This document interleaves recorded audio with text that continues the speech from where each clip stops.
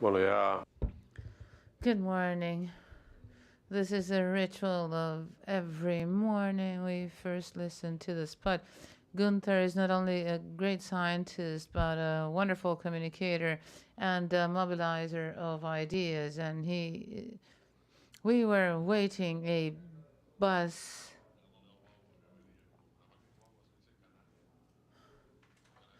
Guagua, as we say in Cuba, only the term is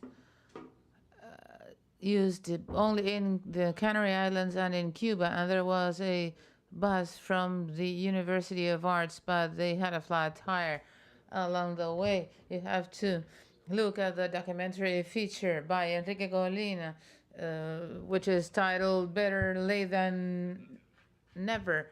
But and we Cubans are famous for always being late, even to go to the airport.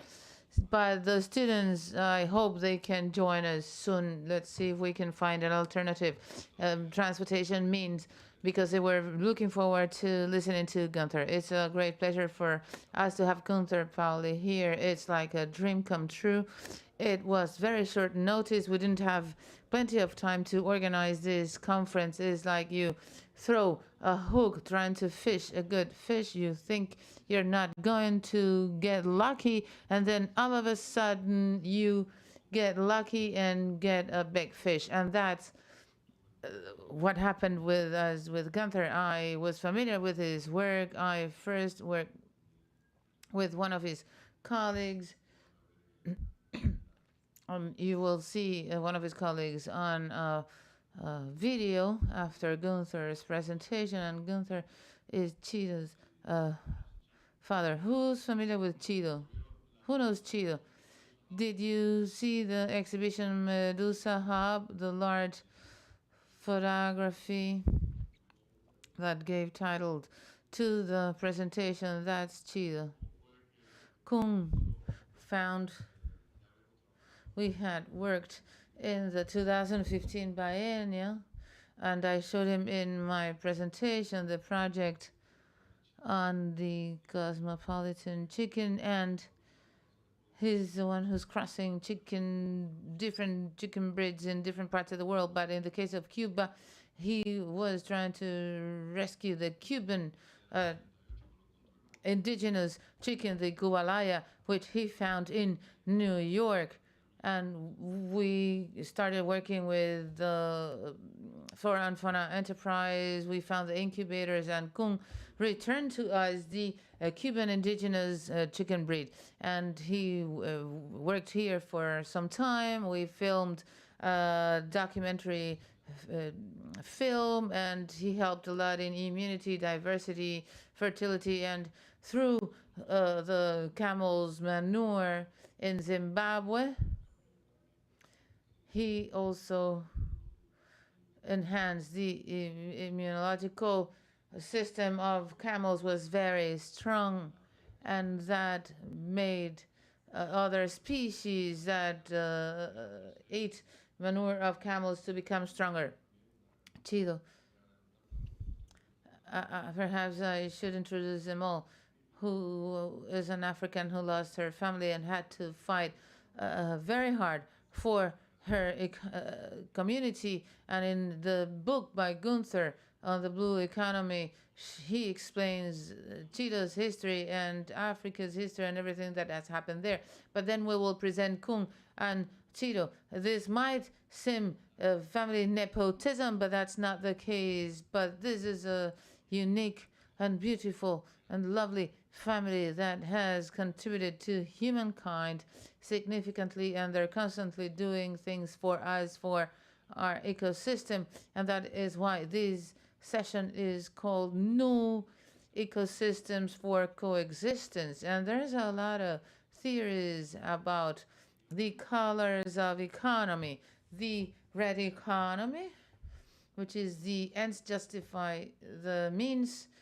That means eroding all natural systems, depleting all natural systems. We have the green economy, which is trying to find the purest and septic notion of ecosystems, and the blue economy, which was developed by Gunther Pauli, who's here with us, which is to create a self management and sustainable process to preserve species, work with renewable energy sources, promote community development, produce food locally, create jobs locally, to solve the problem of how we can best control resources like water.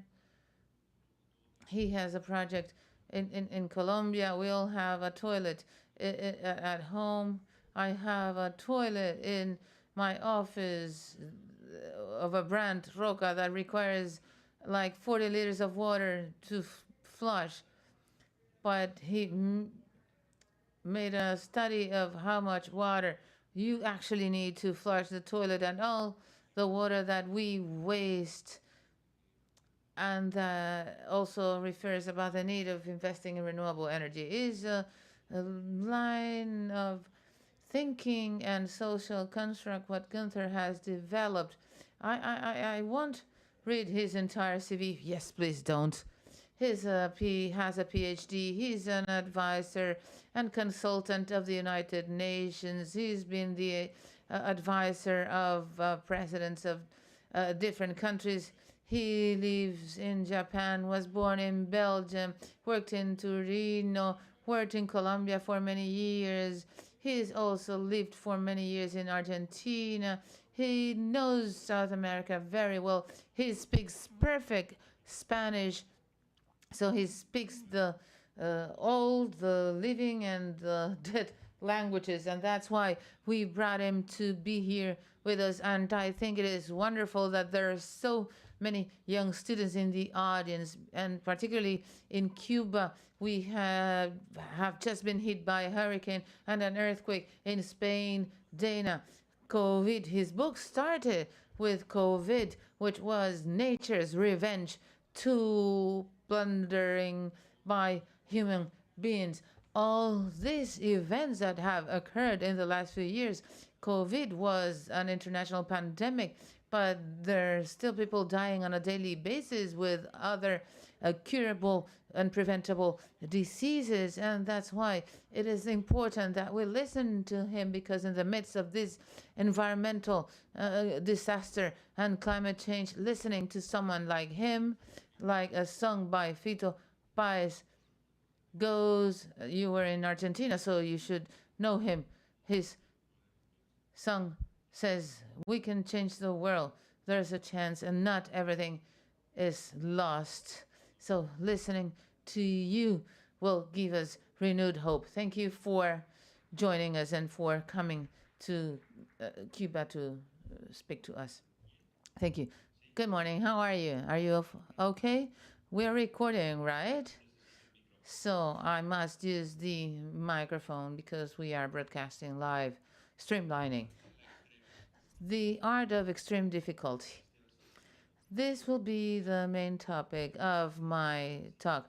The art of looking at circumstances and situations that seem impossible, but as artists have no limits, you can think whatever you want to think of. My favorite artist is René Magritte, obviously. Are you familiar with René Magritte's work? Well, it's a pipe, but you look at a pipe, but how is it possible? That's what we need. See things that nobody else sees, and that's what it is. And that is the philosophy of Magritte that I place in an economic context of social development and environmental regeneration. Why? Because when I tell someone we will have full employment, we will create and regenerate the tropical rainforest and biodiversity, we're going to be competitive and better. Everybody will say I'm crazy, and I love that people call me crazy. We need more crazy people because the only ones who can change the world are crazy and mad people, of course. And of course, nobody else understood what was going on. That's why we need not only rational or logic to convince people that this is not crazy. You also need art, because the only way in which you can touch other people's hearts is through art. The only way in which you can show and prove that the antenna is in contact with the new truth is because you are an artist who have the ability to transform something that seems utopic into a reality. Utopia means that it is not there, it does not exist. Let's remove the you and let's create the utopia. What I do is to transform utopia into utopia, and that requires art. Why? I don't know why nobody learns that. Nobody teaches that. I had to learn it the hard way by myself because I was fed up and sick of all so much poverty and hunger. My brother in the 1960s, he was demonstrated and rejecting everything and using drugs and smoking marijuana. And he ended up being the most conformist in the family. But he was a hippie for several years. 10 years later, I had no interest in drugs, in being a hippie, or rejecting anything. But I was not interested into integrating or joining a multinational to taking over control of society and consumerism. I wanted to be an entrepreneur seeking the common good, not only a businessman, but an entrepreneur for common and public good. There are no masters of MBA courses in the world that seek to eradicate poverty. The only objective is to make profits. Of course, there's climate change. Of course, there's poverty. Of course, we want put an end to hunger. Obviously, because when the best and smarter people in the world learn how to make more profits with money, we will never put an end to poverty. Let's imagine we have a master's program for us to learn to make profits with an investment. Try to produce more water with water. That's not possible. But if you create a system in which you can make money with money, you don't have to do anything, only make profits. And they now call it artificial intelligence. That's why we need the art of extreme difficulty to build a world in which we have to learn to surf. Who knows how to surf here? Who's a surfer in the room? We have no surfers in the room. There are no waves. Okay, you're only a materialist. You're thinking about the wave of the sea, but what are the waves of the society? Artists have special antennas and can detect waves in society. So, as a good entrepreneur for common good, I have to be sensitive enough to identify where the waves are. And when I see there's a good wave, I'm ready to take advantage of that wave. I'm not the wave, but I have to take advantage of that wave, because if you want to be the wave, you get tired and you die of a heart attack. You become obese and you will suffer from diabetes. What you need is to have the ability of feeling that the society is looking for something else and what's something else. And that's why Fidel Castro was a genius. He felt that people were ready and the circumstances were ripe. And when people are ready, everything else flows. You don't have to fight a war. You don't have to fight any battles. And for me, that is the reason why I have been for 44 years working as an entrepreneur for the common good. And I have realized over 200 projects. I'm not masturbating.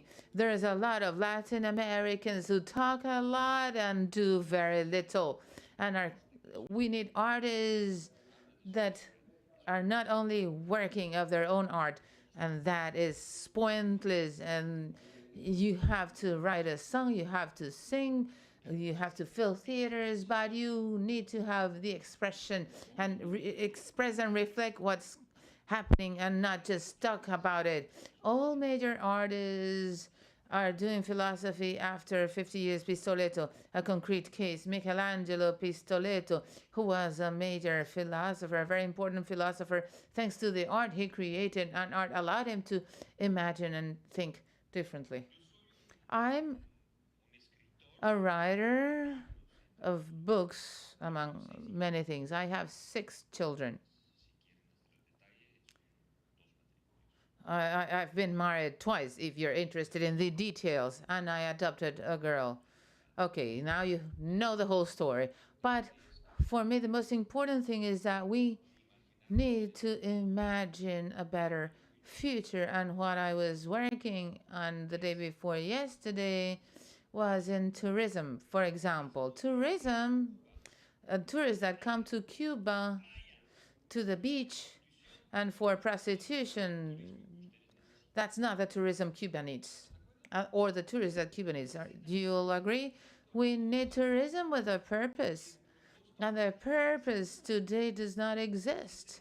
And is artists who have the ability of filling what is the actual purpose of the future. I write books. This has been my most successful book, The Blue Economy. It's been translated to 60 languages and over 80 million copies. I mean, for a boring book, I don't think that's bad. I'm not Harry Potter. It's easier to sell a book of Harry Potter, but Harry Potter has not been translated to 60 languages. I'm an advisor of governments. I work with governments so governments can change the status quo of the reality. A poor president of a republic cannot do much. Poor ministers, we don't expect too much from them because they are powerless, because they have temporary power only for a reduced period of time, and they have to work with temporary and fleeting truths. Me, with my devotion to and dedication to common good, I have the never-ending intelligence to put an end to poverty, to eradicate poverty, to put an end to hunger, to ensure that there's more biodiversity and that nature continues to evolve and develop in this never-ending evolution. That is eternal and never-ending intelligence.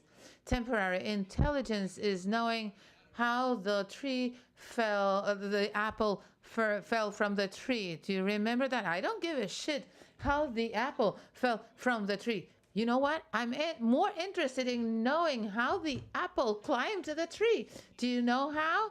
Regrettably, if I give you $100, nobody knows the 6 laws of physics and within 10 minutes to explain to me how the apple was able to climb the tree against the law of gravity. That's why if you don't know how the apple climbed the tree, what the hell do you know? You don't know anything.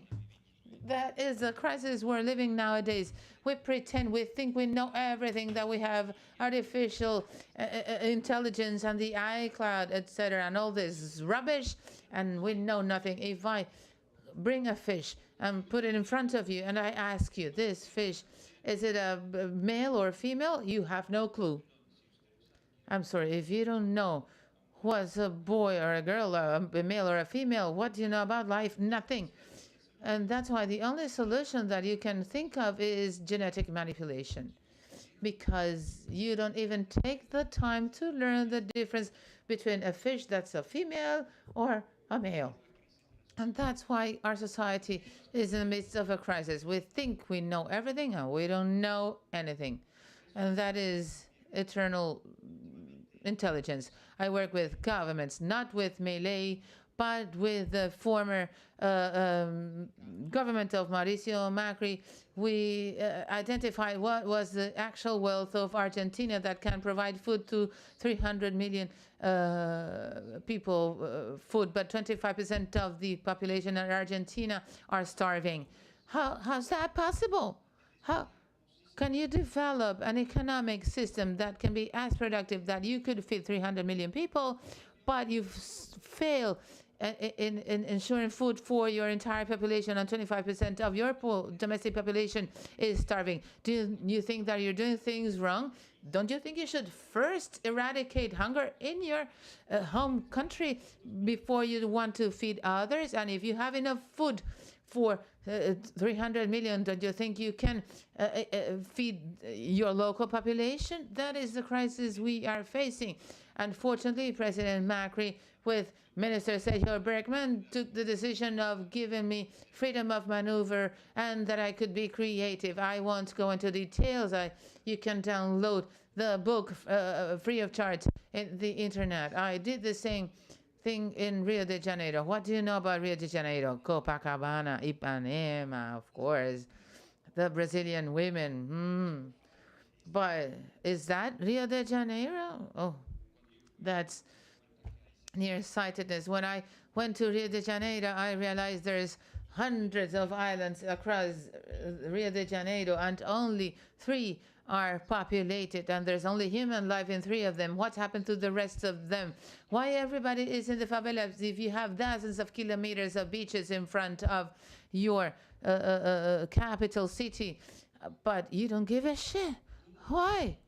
How's that possible that you have the best quality of life, even with the ability of supplying all the food that you want to eat for 17 million of inhabitants in Rio de Janeiro, only growing 20% and using only 20% of the area of these 677 islands?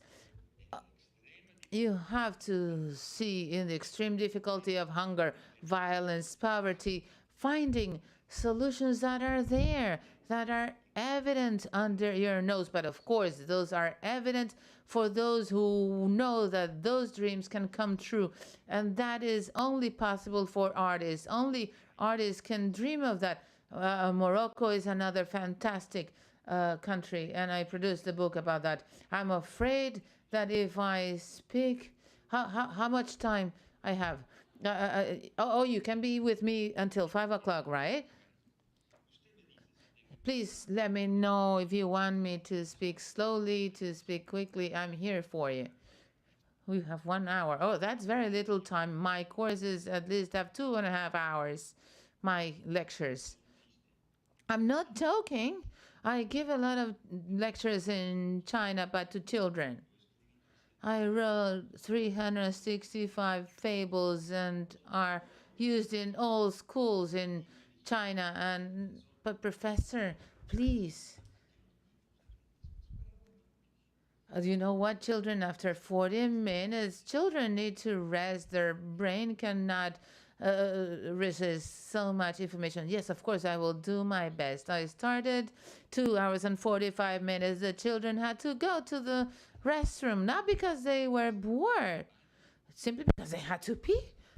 And then their professors told me, what did you do? And I said, you know what? I said I was in a TikTok competition. I'm going to show you that TikTok is rubbish. Children rather be with me than staying in TikTok. And if I'm more popular than TikTok, I can change children's minds because TikTok is brainwashing. You don't want to know about TikTok, but I have to inspire them. I have to give them a different option. And if the option is to have boring for 10 minutes, of course, TikTok is wonderful. Next, this is me. I was asked 10 years ago, I was called the Steve Jobs of sustainability by people who don't love me. And there's a lot of those because I'm a nuisance to many. Some told me, no, you're Che Guevara. Wow, I would be honored to be considered the Che Guevara of sustainability. And that's why a friend of mine, this using the famous picture of Che Guevara. I cannot talk about our work because, of course, this is the result of teamwork. And I should give credit to all those who've been a source of inspiration to me. This is important. You don't need diplomas. You don't need degrees. You don't need to pass any exams and graduate themselves. You have to find your mentors, people who help you, people who bother you, who challenge you, and that also commend you. But we all need mentors in our life, and we have lost the culture of mentors. Everything has to be official, transparent, and with multiple choices. We need mentors. You need a source of inspiration for your life, and you will have a source and will find a source of inspiration in other individuals who came before you. A text without a context is a pretext. Whenever we do something, we must be familiar with the context. If we do not understand the context, ultimately what you will propose won't have a serious purpose. We must be able to understand. Did you get it? Were you able to get what is right in front of you? That's what we need. We need to focus and with clarity and understand the context in which we're doing this or that. Next. This is important. Context. For me, this is the context. Do you know the famous question, is the glass half empty or half full? That is not the right question. The right question is whether it is half full or half empty, because the glass is always filled with water and air. It's never empty, it's always full. But if you don't want to see the air and you only ask about water, you lost half of your life. Try 10 minutes. Try to live 10 minutes without air. I wish you a lot of success. Good luck with that. Oh, I forgot. Of course, I need to breathe air. And that is the context. We have to look and see the big picture, not the focus given to us by Descartes. Descartes' big mistake is to force us to focus. The problem of Harvard business schools is that they force you to focus in just one single thing. What about life? Try to dance using one single movement, singing and dancing. You need a lot of notes and a lot of movements. And if you limit it to one, then that's no longer singing nor dancing. That's why we need the context. We have a deviation in our mind. We love all fairy creatures. If it's not fairy, we don't like it. We hate roaches. We don't like roaches. Well, yikes. But panda bears only are able to survive if you go and feed them. There's no genetic condition. They don't know what panda here or and what female here and male there to enhance the breeding. They cannot even have sex without listening to anybody advice. They're so weak. Panda bears are very weak, and they can only eat bamboo. And not all types of bamboo. There are two types of bamboo. If you don't give them the exact type of bamboo they eat, they die. What about roaches? You don't need to worry about copulation genetics, what they eat, because they eat anything, even your nails, your hair. And they have nests and they see after their babies. They have colonies, they have toilets. Panda bears poo all over the place because there's somebody cleaning after them.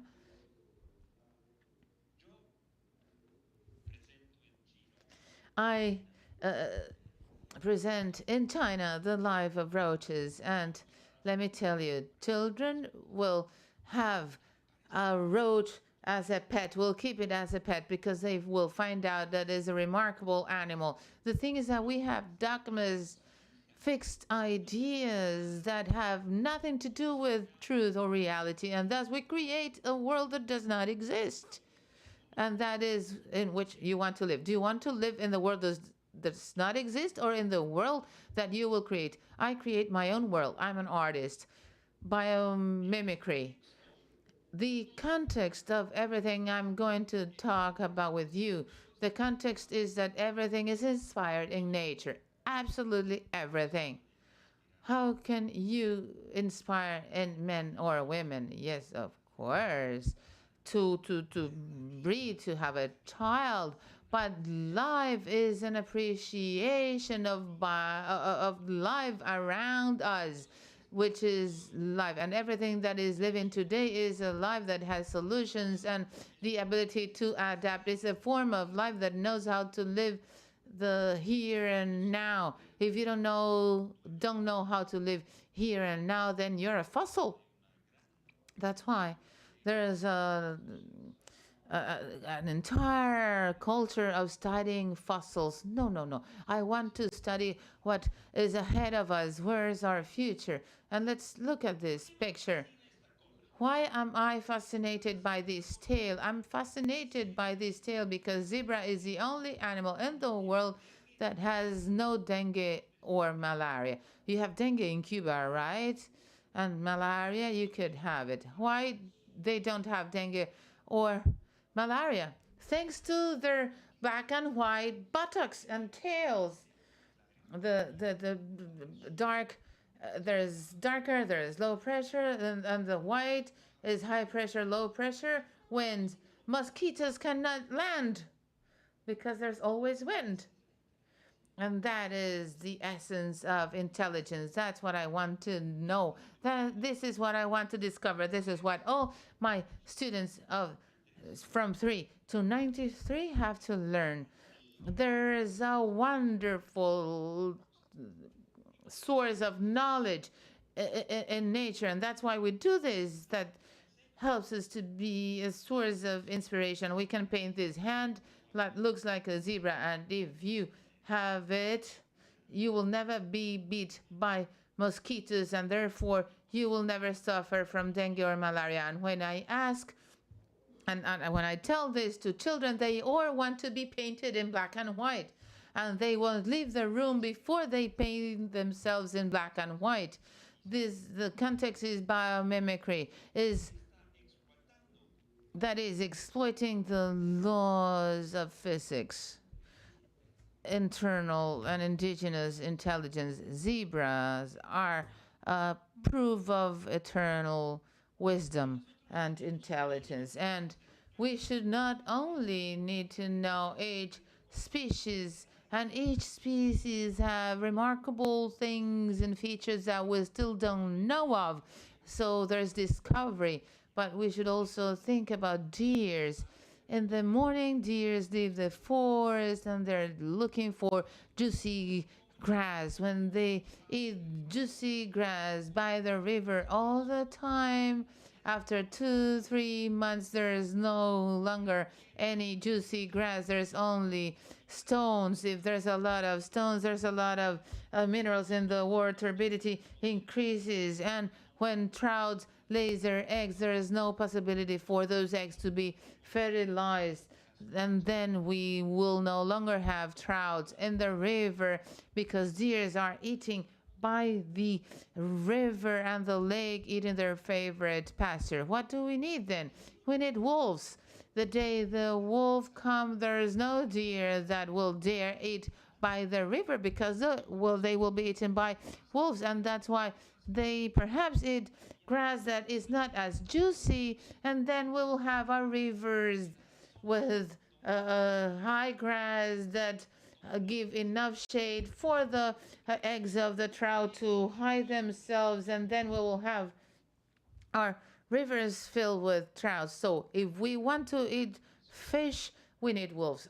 This is design. I'm a professor of design. I teach design, but ecosystemic design, design that allow me to understand that if without wolves, I won't have fish. What do we want ultimately? More food, because if there's more food, there's more life. If there is more life, there is more evolution, there's more biodiversity, more opportunity for all. And that's why I need to understand ecosystems and do mapping of everything and all the relations that exist in an ecosystem. I'm a professor of the first PhD course of eco design in the Polytechnical Institute in Torino.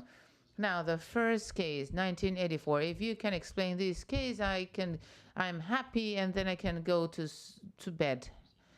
1984, a symbolic year for all of us. 1984, you remember the book by George Orwell. Have you read the book by George Orwell, 1984? Okay.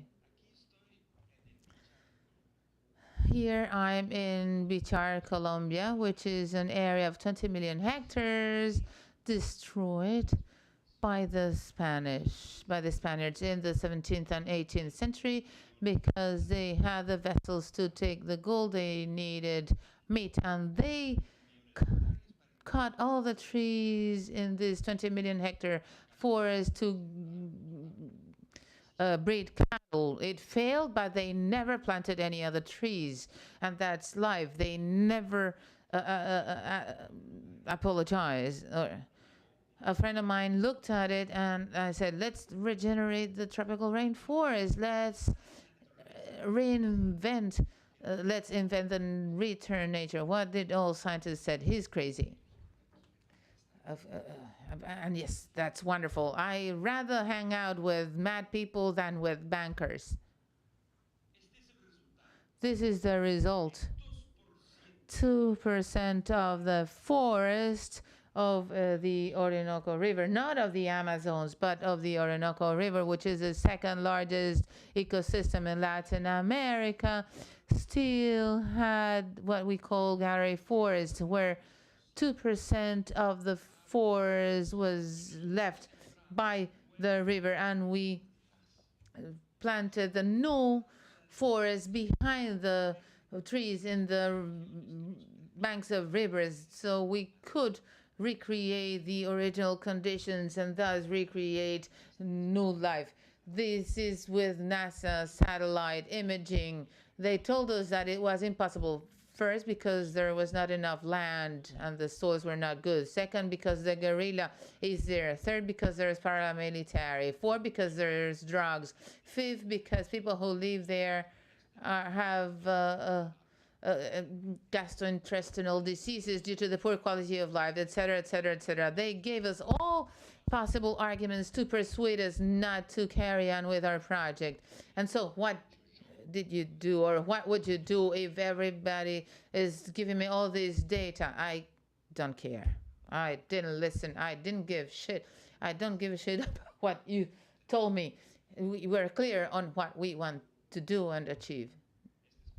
This is Paula, a genius. The success of this project depended on knowing what biomimetics is. When you want to plant a tree, you don't need the tree. You need the tree with the mycorrhizae fungi, both. And the major problem to regenerate forests is the temperature difference between the water and the land. If you have a frying pan with heated oil and you throw water, everything evaporates. And that is exactly what happens with the land where you no longer have trees. The direct contact of the sun with the land eliminates all possibility of any seeds sprouting. And that's why we wanted to produce shade, not a tree, but shadow. Eternal wisdom is found in physics and mathematics, not in biology. Biology is ever changing. Chemistry adjusts all the time. Physics never changes. It is very simple. You change the temperature difference between the water and the land, and next time a drop falls, the drop of water will infiltrate the land with the components of decomposed biomass, and thus we regenerate the soils and the land, and we produce the resin. We were told that we could not compete with the Chinese. Who says we cannot compete with the Chinese? If you decide that you cannot compete, then you don't compete. We crazy people thought that we are going to make Chinese go away, and we did it. just because we focus and did not things like the Chinese do, because if you want to work like a Chinese in Colombia, it doesn't work.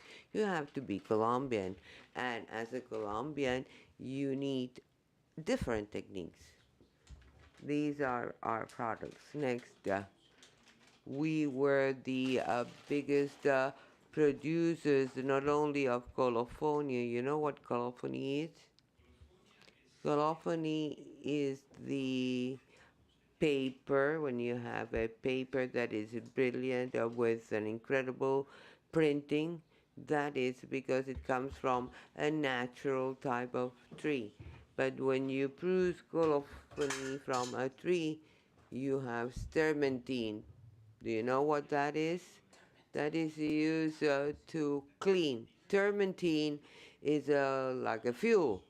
Today, we are the only community worldwide where 12,000 motors or engines are working with turpentine and not with fuel oil or solar energy and or battery, because battery, these are lithium battery, you have to destroy the soil for that purpose.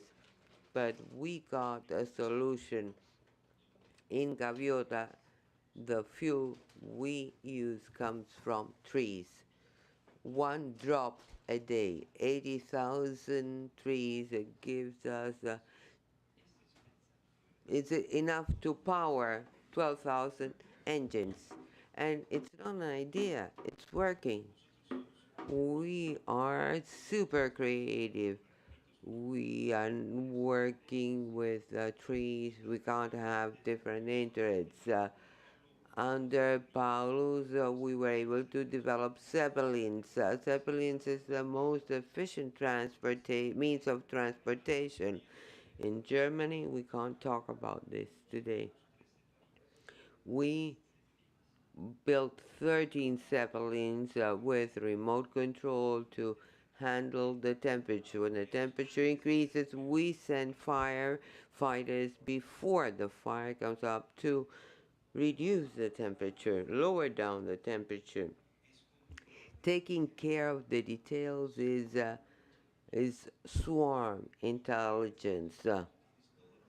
You have all the details and you integrate all this. It's like a painting, like a spectacular painting. And this is the hospital. As we are in an area where there is no electricity, there is no oil, the fuel we have is used for transportation, for the engines. The hospital has a surgery hall, and it has to be dehumidified because you can't practice a surgery with more than 12% humidity. So we installed a humidity and temperature control system, and for 25 years we were able to maintain the surgery room with less than 6% humidity and less than 22 degrees Celsius, with a single drop of oil, with no advanced technology reducing the energy cost. No, we don't have energy, because in biomimetics you can learn how to design buildings with no energy. Next,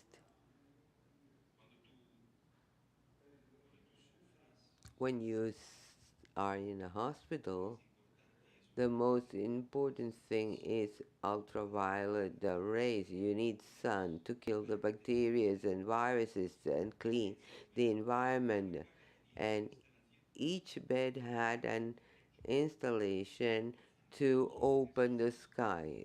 Patients were making their exercise, and then sun could come in the room to recover.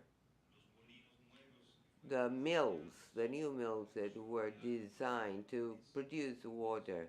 When you have a forest, the forest changes the surface temperature. When you have a lower temperature and a cloud passes by, it rains. It's very simple. If you want a rain, you don't have to do anything, just plant trees. because a tree brings rain due to change difference. That is eternal intelligence. This is the kitchen. We don't want to cut down trees for to cook.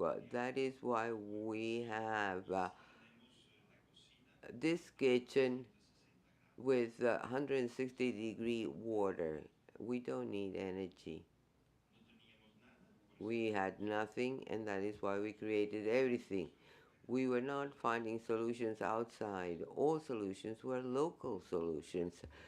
This next, this is not an irrigation area. It's a area where we mix fungi with roots. We need fungi. We plant a tree with a fungi. The fungi mass is triple the mass of the tree, so the tree can survive under extreme severe conditions. Next, next, next, next, next. I'm gaining time. Next, next, next. But there, there are trees that fall down, not because of termites, and that is why we cultivate tropical fungi. We want to change nutrition, better nutrition with native fungi. This way, we have self-sufficiency for those who are vegetarian. Those who want meat, there is no self-sufficiency. But you choose. I'm not imposing anything. Next, when you have abundance of water, the area was a poor area, an area with drugs, guerrilla conflicts, an area where 75% of the population had gastrointestinal diseases. We are not talking about productivity, we're talking about the possibility of living in with no gastrointestinal diseases. So that is why our main goal was to have drinking water for all. We succeeded with the program, and we were able to provide everybody in the community 3 liters of bottled water free. Of course, we prohibited Coca-Cola. For what? Something. We don't have Fanta, nor Sprite, nor Coca-Cola. But we took a second decision next. This is the water quality. If you want quality control for water, you have to have a water crystal, and there you can see. This is done by Mr. Emoto. Who knows Masaru Emoto? Unfortunately, he died. Masaru Emoto said, the art of nature is a water crystal. There are no two waters with the same crystal, like snow. Every snow structure is different. Every water structure is different. And from this hexagon, you can see that this is pure water, simple water. Next, we decided to begin a small bicycle industry. We have fuel, local fuel, but not everybody has an engine. And it was so successful that we decided in 2022 that every child, when he comes 6 years old, they receive a bicycle. What happens with children that use bicycles and drink 3 liters of water a day? This is the hospital. What happened with our hospital? One back. We had to close the hospital for lack of patient. Could you hear me? we had to close a hospital for due to lack of patients. This is what I call sustainable development. I'm not interested the SDGs. I don't want to limit the poverty. I want to eradicate poverty, close down hospitals because people have preventive medicine, because they are eating healthy food. And in Colombia, we proved that in an impossible area, we were able to have these achievements. There was violence and war. Now there is peace. There was unemployment, obviously, because if there is drug, nobody works. Easy money kills societies. We generated full employment. This is the only area in Colombia without guerrillas, without paramilitary. It's the only area in Colombia where everybody has a job. What happens when there is full employment? There is no violence. Everybody is included. We have, there was bad quality water, now we have good quality water. Today, many projects are financed with coal credit because we have coal all the time. We went from a loss biodiversity and we regenerated 256 species of plants. We Who thought about protecting? I have 6 children. Protecting your children is a mistake. You have to let them go. They have to evolve by themselves. They were fuel dependent. Now we have biofuel. There was hunger. Now there is no hunger. There was no technology. Paulo is doing zeppelins. Remote control system done by the population. They don't have to go to Harvard or Stanford or Germany. They don't have a clue on how to do this. And when they go there and see our Zeppelins, they say, but how? And I said, you just take the decision and you can do anything. Poverty, social capital, and lack of medicine was transformed into preventive medicine. This is the art of extreme difficulty. And now I'm going to tell you a story. When you have guerrilla warfare, you have paramilitary, and you have a council and a mayor, what happens with the mayor? He's killed. We decided not to have mayors, not to have council, town council, so there's nobody to kill. Out of need, we developed the management of community with without mayors, without town councils. Why? Because the intelligence of the human being is not a cerebral intelligence. It's the immune system where everybody takes a decision for the good of life, and this requires ethics that motivates you to find what is good for everybody. And we were able to materialize that. And what happened with the criminals and the drug addicts and all those people? Well, when they came to us, they were welcomed. We provide them what they needed. And when you are in this area, you need water. And we provided water free to everybody. And water is life. And with that, we generate peace. An area where we have had no homicide in 42 years. That is the art of extreme difficulty, because when you are in extreme difficult areas that everybody leaves, you have the opportunity to create, and you have a license provided by the population, because the wave says that we don't want homicides, we don't want to die due to gastrointestinal diseases, and we don't want our children to suffer from the impossibility of imagining a future.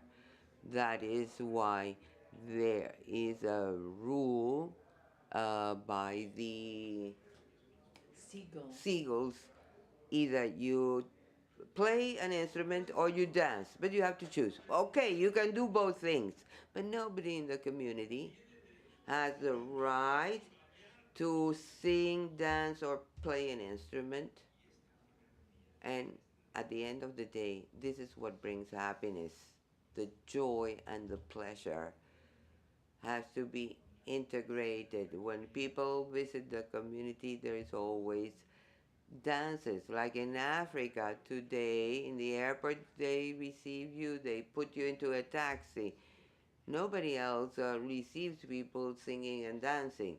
You know what happens when you arrive in a place and people sing and dance? You feel happy.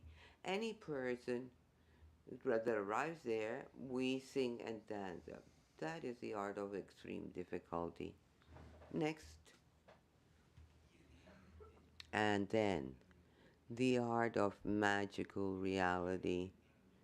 Well, you can invent whatever name, but at the end of the day, Gabriel Garcia Marquez, taught us about this magical reality. He visited the Seagull and he said, future was invented here. Gabo was a person with high sensitivity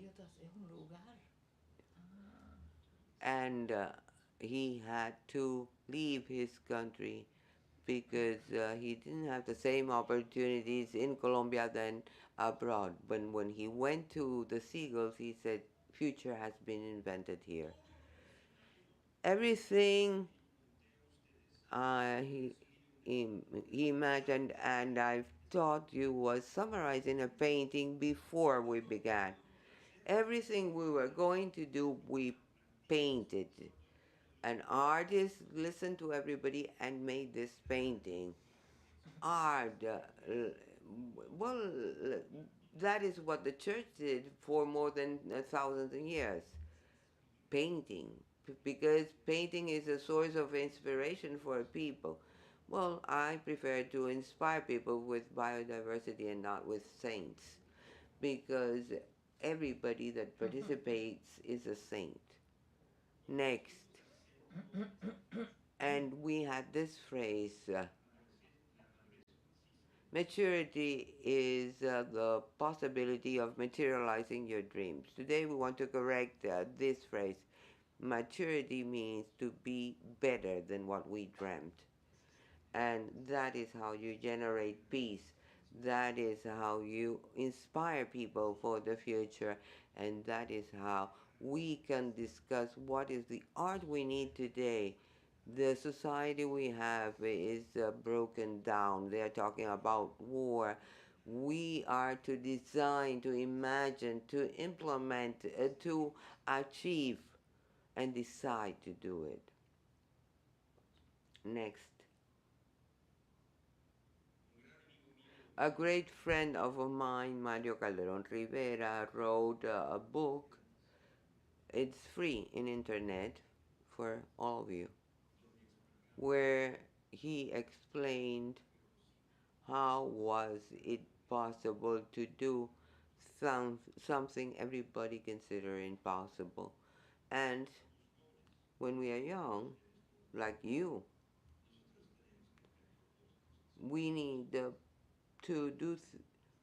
to have purposes around things that people think are impossible. We must have the capacity to imagine.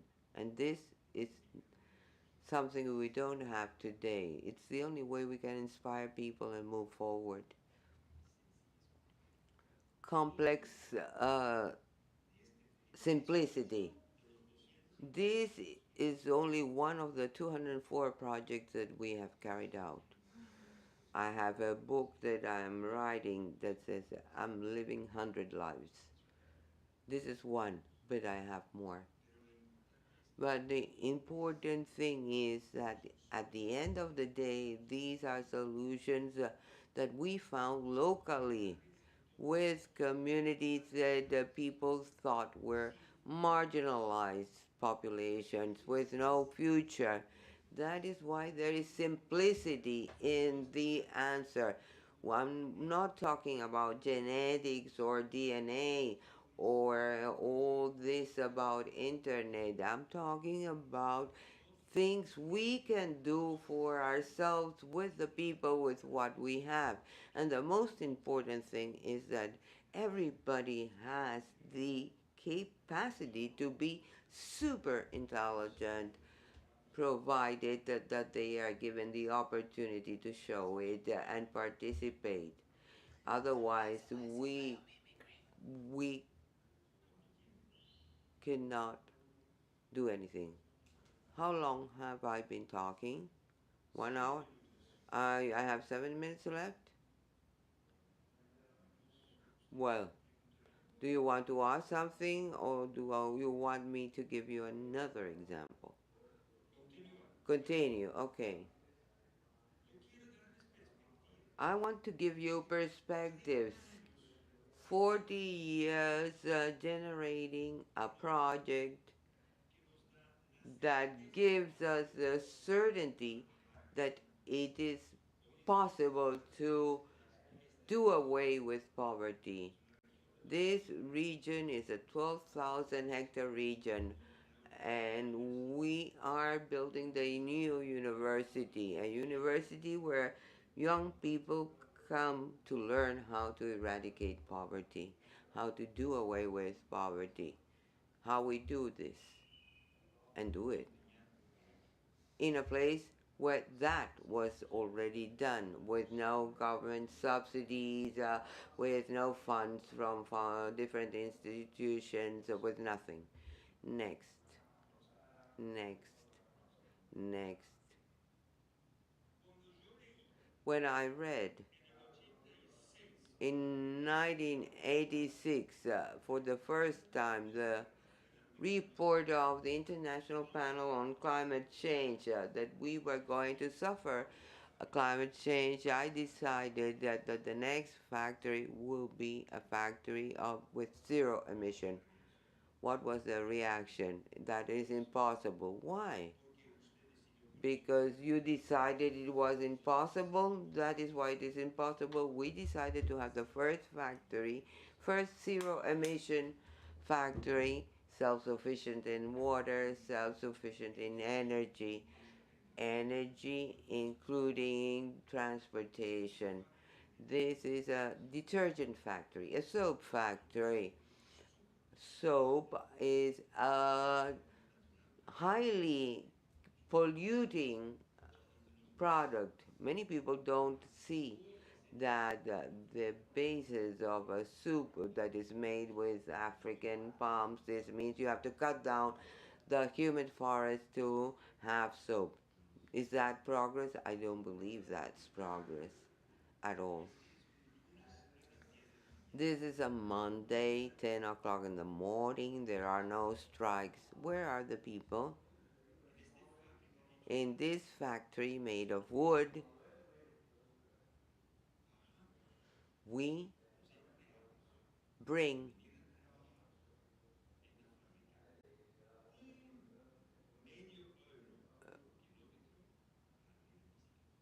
we were able to reduce €1 because we had workers coming to work in bicycle. Very simple. That is why I needed a bicycle park.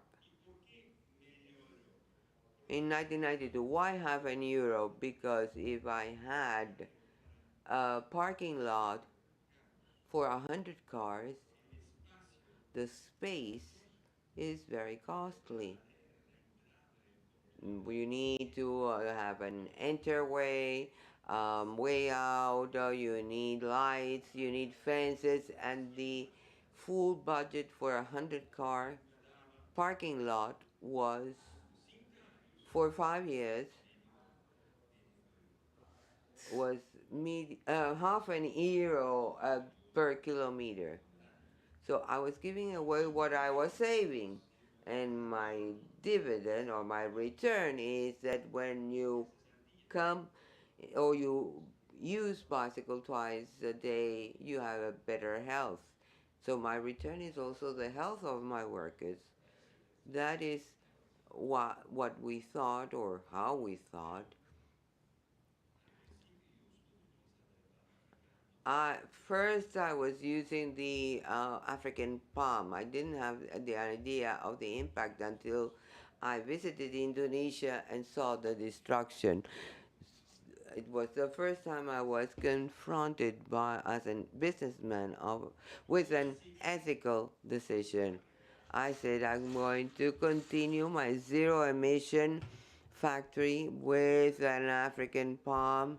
I'm going to reduce the African palm and I'm going to introduce other more sustainable products. And I reached a very simple conclusion. I'm a thief.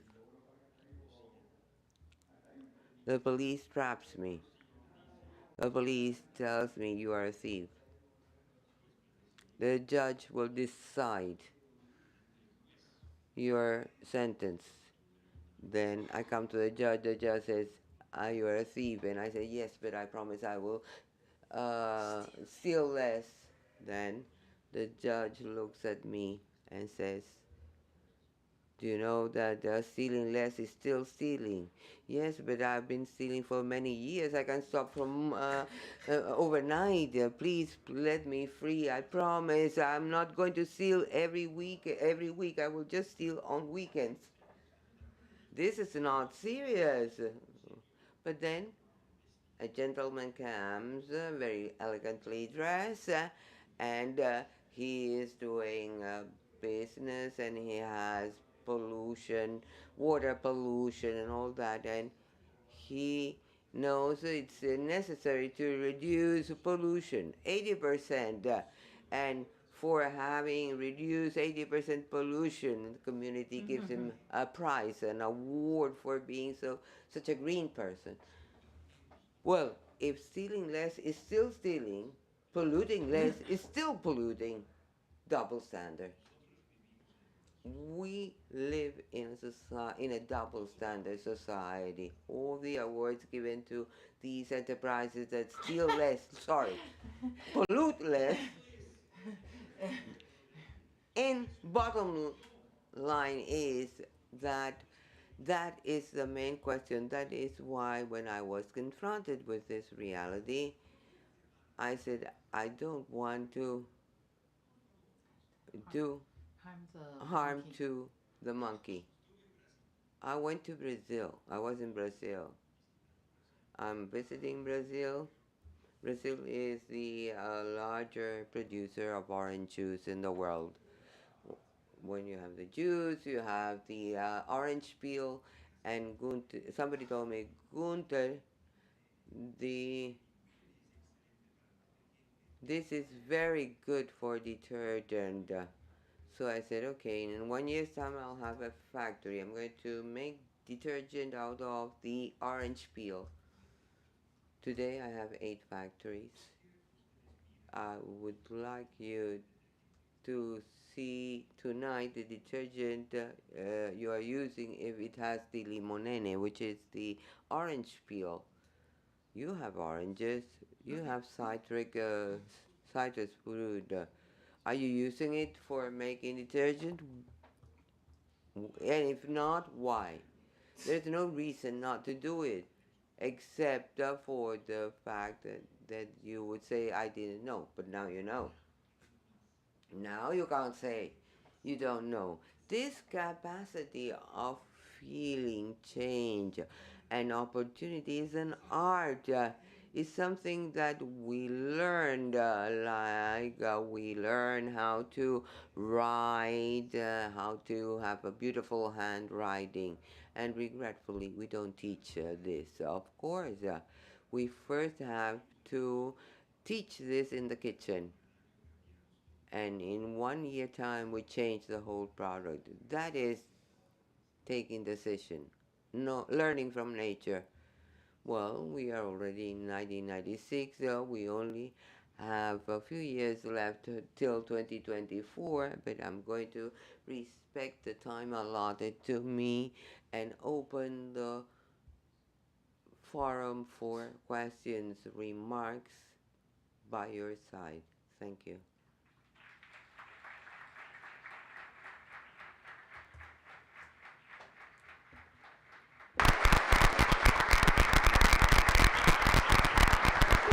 Gracias. Ikehutin. Me han dicho que mañana dicto otra conferencia. I've been told that,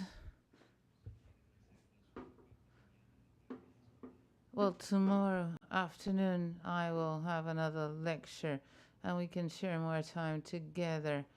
One of the pleasures of life. Are there any other questions or comments? You can ask me in English or Spanish, no problem.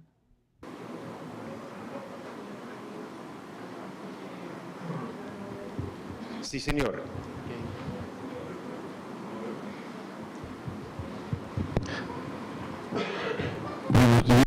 Good morning. Congrats for your presentation. One question. The 9 factors of detergent or soap using orange peel, are they in Colombia or Brazil? Brazil. No, not in Colombia. No, Brazil, yes. Yo puedo pedir. Could you please go to the slide before last? No. Vuelve. Por favor, este yo quiero mostrar. I want to show you this one. The lady that was dancing, this one. That's my daughter. The black woman wearing jeans, she's my daughter. I couldn't miss the chance of introducing my daughter. My daughter lost her family. She was an orphan. I had the privilege of adopting her, and she goes to communities where people have no food, nothing to eat, where there's nothing. And she goes there and tells them, you know, you have all these trees and you have the waste of coffee. We can grow mushrooms. And she explains how she was able to come out of poverty growing mushrooms. And in 2 weeks, you can produce food. You know, the beauty in Africa is that when you explain something to a humble community, that what you have in a couple of weeks, you can have food and something to eat, people simply stand up, sing, and dance. Do you know what they do in the US and Europe? They ask you for a business plan. Give me an Excel spreadsheet to see what is going to be the profit and what's in it for us. We need more people that stand up, sing, and dance. That is the art of entrepreneurship for the common good, which yields results in the short term without all those complex calculation. That's my son when he was 3 years old.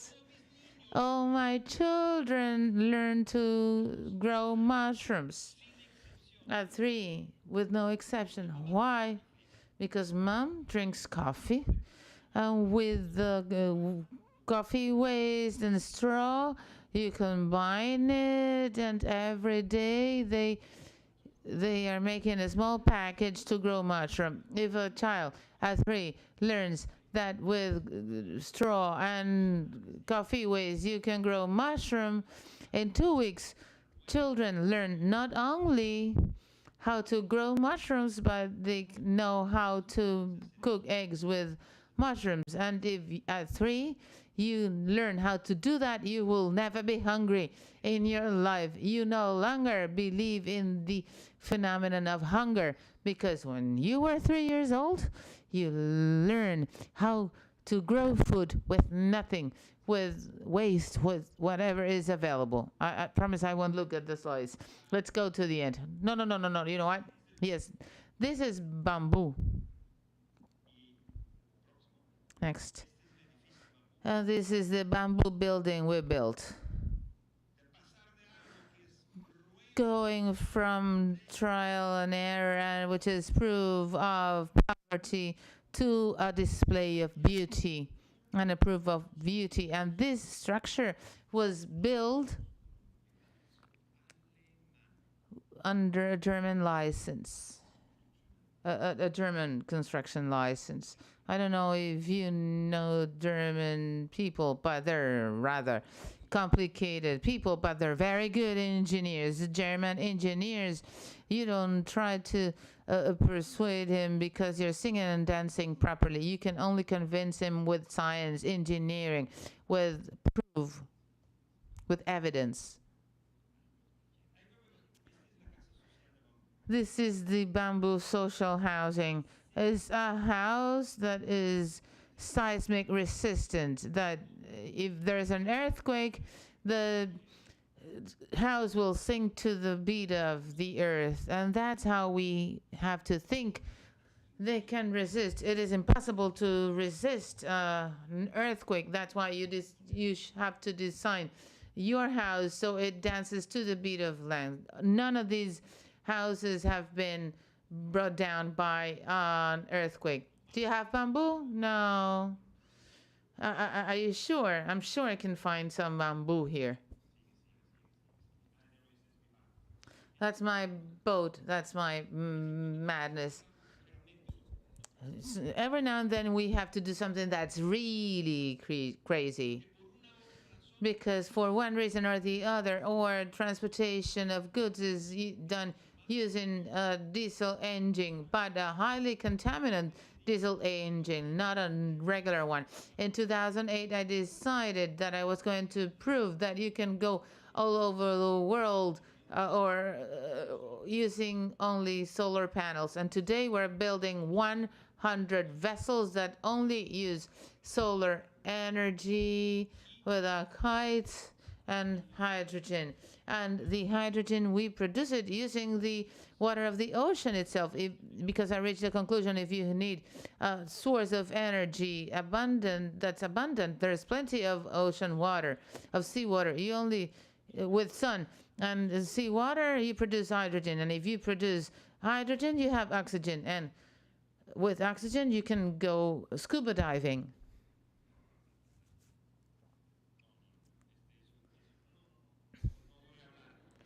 I promise I won't say anything about that. Next. Back, please. That's another of my children. Six. With 6 children, my publications have 6 likes guaranteed. Up to the 14th and 15th century, this art only had 2D perspective. The revolution of the Flemish primitive in the 15th century was the one that they had the ability of give depth 3D effect. The eyes that we have, our brain is done to do everything in 3D. That's why difference between painting and sculpture. Sculpture is 3D. That's why it can be best appreciated. That's why we appreciate best sculpture or 3D painting than 2D painting. We're working with no screens. My son is an expert in artificial intelligence to transform screens in 3D screens without using 3D glasses. And all the smartphones that you're using, we're going to have 3D smartphones. And why? Let me explain. Because our system to capture images is in full 3D. Our brain is also understands in 3D. And if you are using a smartphone in 2D, you're only using 1,000 less brain cells or neurons than when you're using a 3D smartphone. The current 2D smartphones are created to ensure that you become fools and dumb. And in 23, we'll have an increase in Parkinson's diseases and autism due to lack of neuron activation. We have the brain cells, but we deactivate them to obsessively gaze at a very small 2D screen. That is why I will have 3D art in smartphones, and we only in 3D we have 20 million pixels. That means that the data transmission system that we have nowadays with wireless will no longer work. We need a data transmission capacity of 252 gigas, and I have it, and I will do it. But what's the problem with new technologies?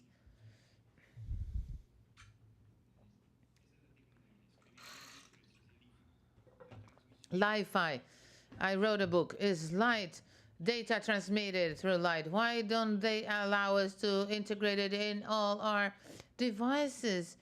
Because everybody, it could be hacked, and there's people that could hack and want to hack everything all the time. That's why this is not authorized. We're installing communication systems using light. Every light that we have here, LED lights, I can transform them into a data transmission of high speed. In 2-3 years, I could create here a full hologram of a piece of art with 10 to billions of pixels. If I could have data transmission using light, because light could do it. We know that for a long time that light is remarkable, but for one reason or the other, we accepted this dictatorship of data transmission that is only 2D. That's why I need an army of children and youth that say no more. And my partners are gamers, fans of video games. Raise your hand. Why? Why gamers? You want to play a video game in 2D or 3D? 3D, of course. And that's why we have thousands of young students learning in Japan how to program in 3D using this with 252 gigas per second of data transmission. And if you can play 3D video games at 252, you win, obviously. No vamos a hablar de esto. Bueno, esto es lo que quería mostrar. That's what I wanted to show you. These are my fables. The most important thing is the fable, the inspiration, the lesson. I don't know how I listen to someone tell me a story and I become inspired. We need short stories. We need stories. We need someone to tell us stories, that someone show us something that surprises. That's what I tried to do this morning, to give you lots of surprises, because we only remember surprises. That's what we can best recall. That's it. Thank you very much.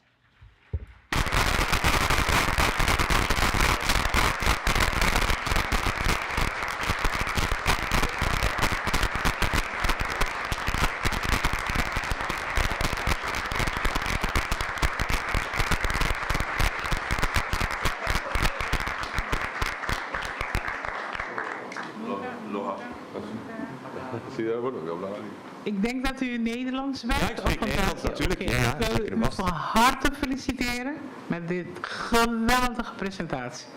Lo felicito con esta presentación. I would like to congratulate you for your presentation. Never better said. Ik woon op Aruba, maar mijn man is Nederlanders en Hollands dus. En mijn kinderen wonen in Amsterdam, Den Haag. En ik zal zeker contact met u nemen. Helemaal geïnspireerd. Dank u. Dank u. Bueno, espero que... ¿Sí? ¿Alguien va a hacer? Ah, no. Están traduciendo. Hay que traducirlo, ¿verdad? Tenemos los traductores aquí, ¿no? No, hoy no tenemos... Ah, bueno, no. Lo entendieron. No, porque teníamos traductores, no sabía si estaba repartiendo aparatico, ¿no? Pero por suerte habla muy bien el español, como dije al principio. Nada, lo que quería decir...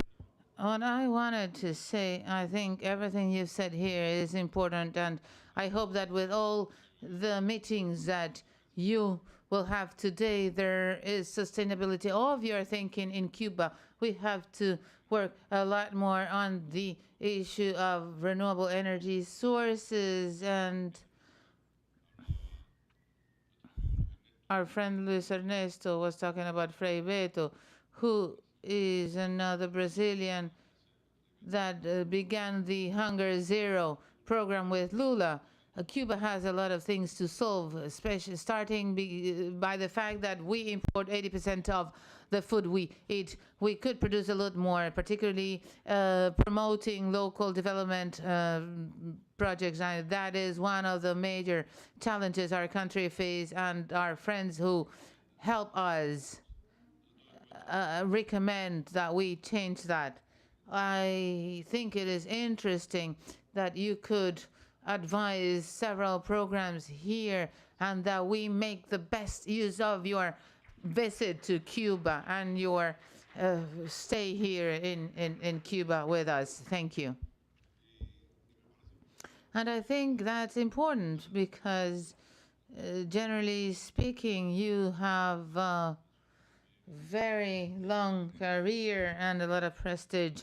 And the Dakar Biennial director, an artist from Cameroon, had a work that were like waste bags with the flags of African countries, because the advanced technologies using lithium, we know all the problems with the microchip production. Apparently, some of these issues have been solved, and of course Africa has become the dumping site of all these products that are toxic and a hazard for health. And I think what you're doing is very important. I think, although you've mentioned some practical examples, how do you see the future of the planet? How do you think that there should be actual awareness and sensitivity to solve some of these problems worldwide? And what could happen if we continue in this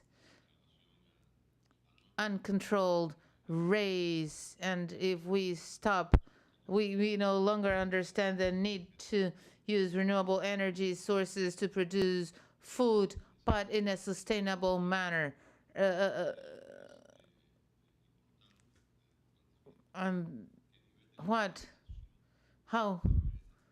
What is the level of possibility of socializing, disseminating all these experiences, particularly considering your experiences with the United Nations?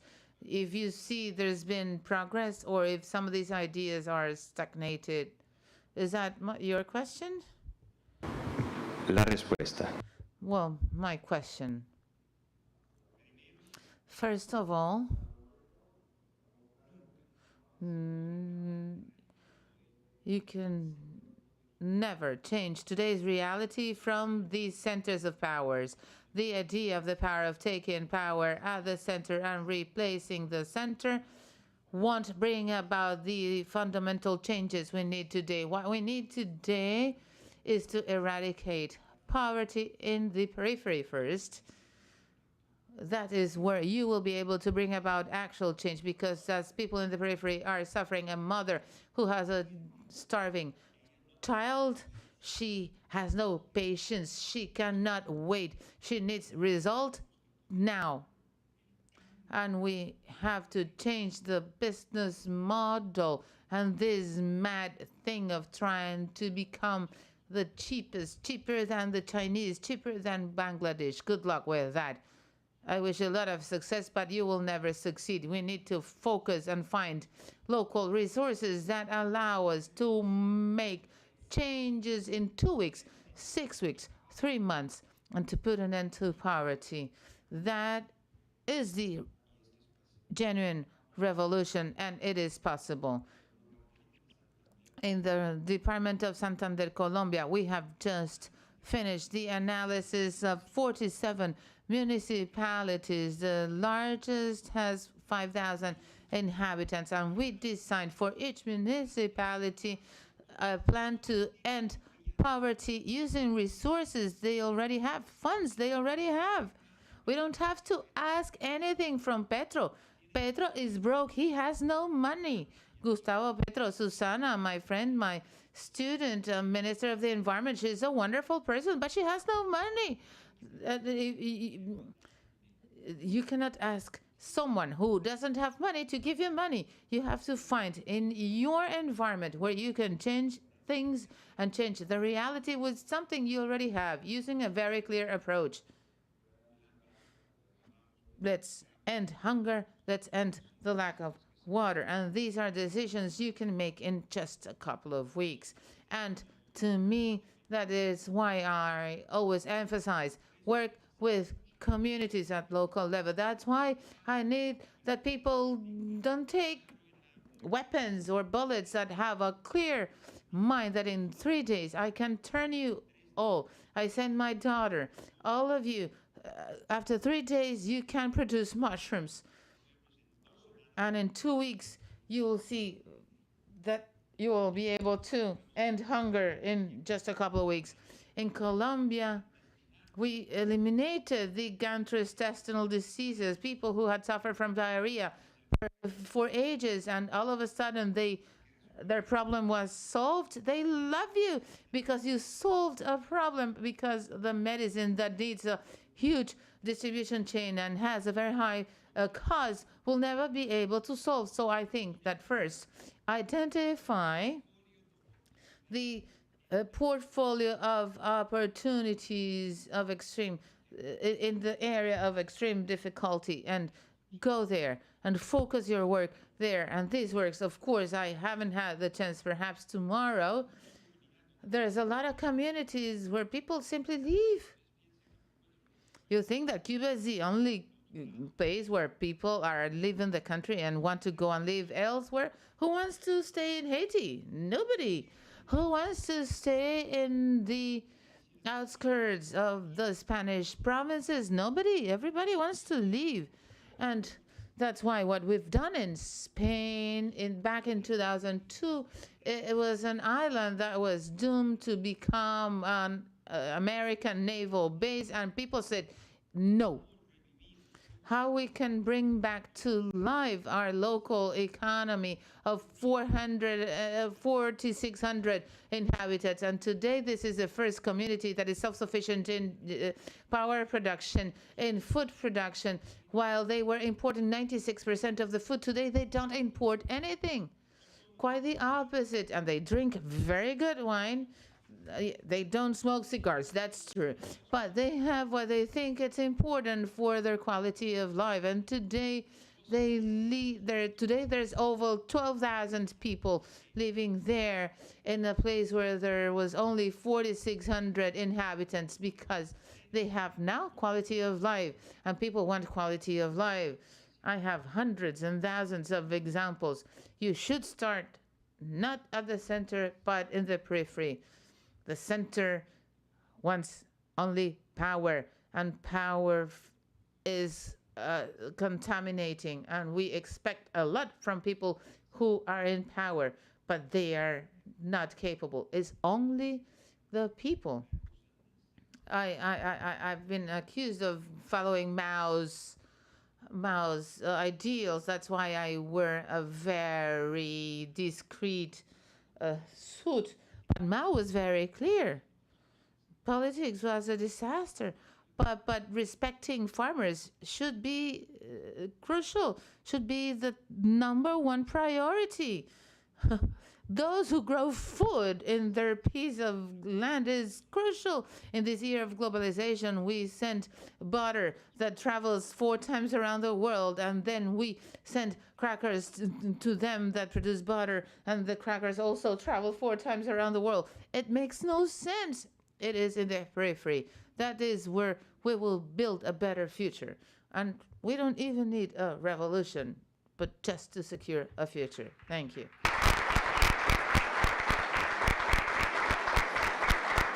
Muchas gracias. Tengo un ventaje. I have an advantage, and I've done it not once, but many times.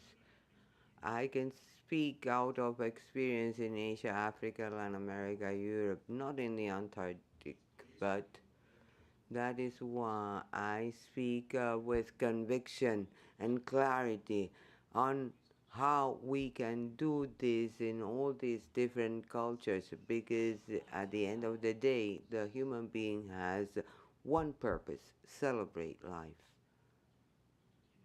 Or do you have any other celebration that is more important than life? Thank you. Thank you very much.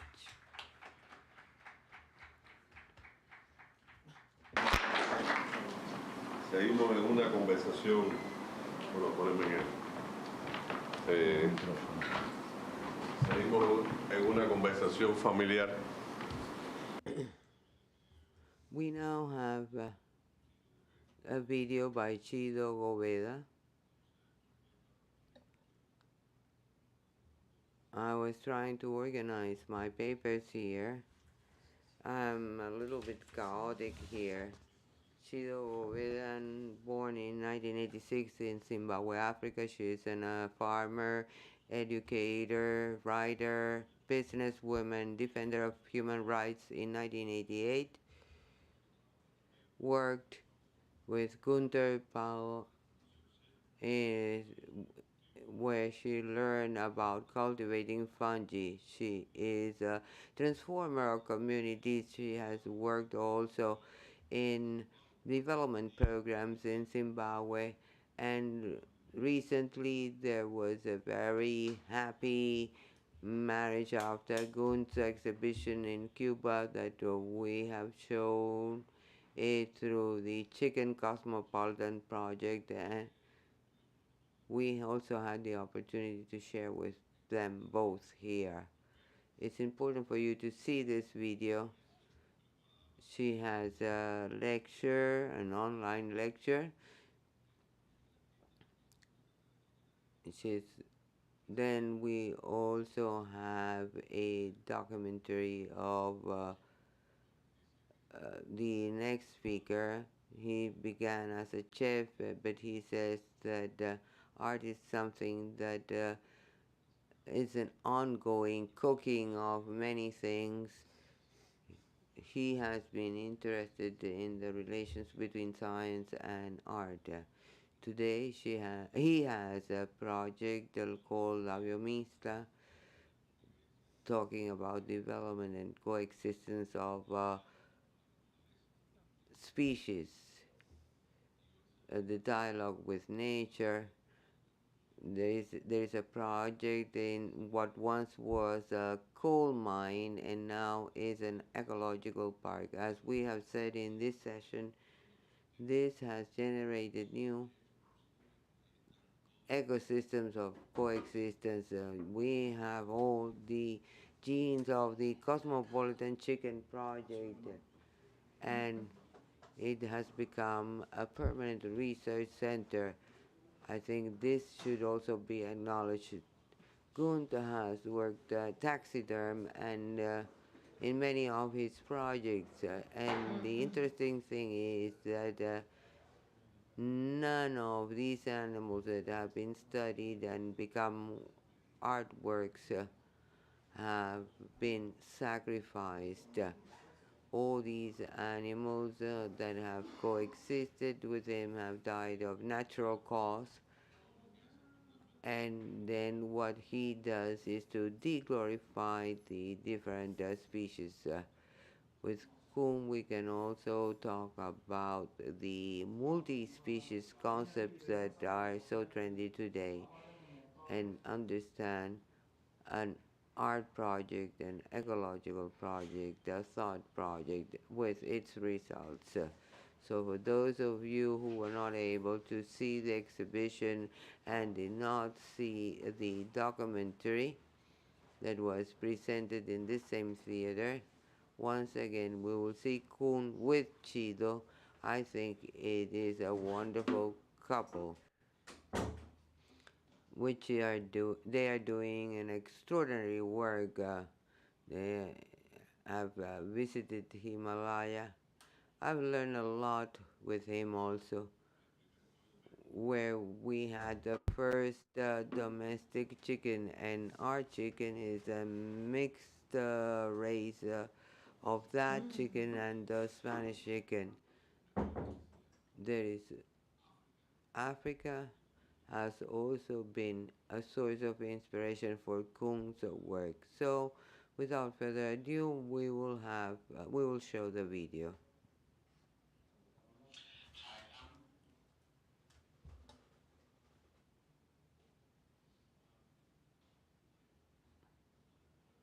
Yes, please go and pick up your earphones for the translation because the documentary is in English.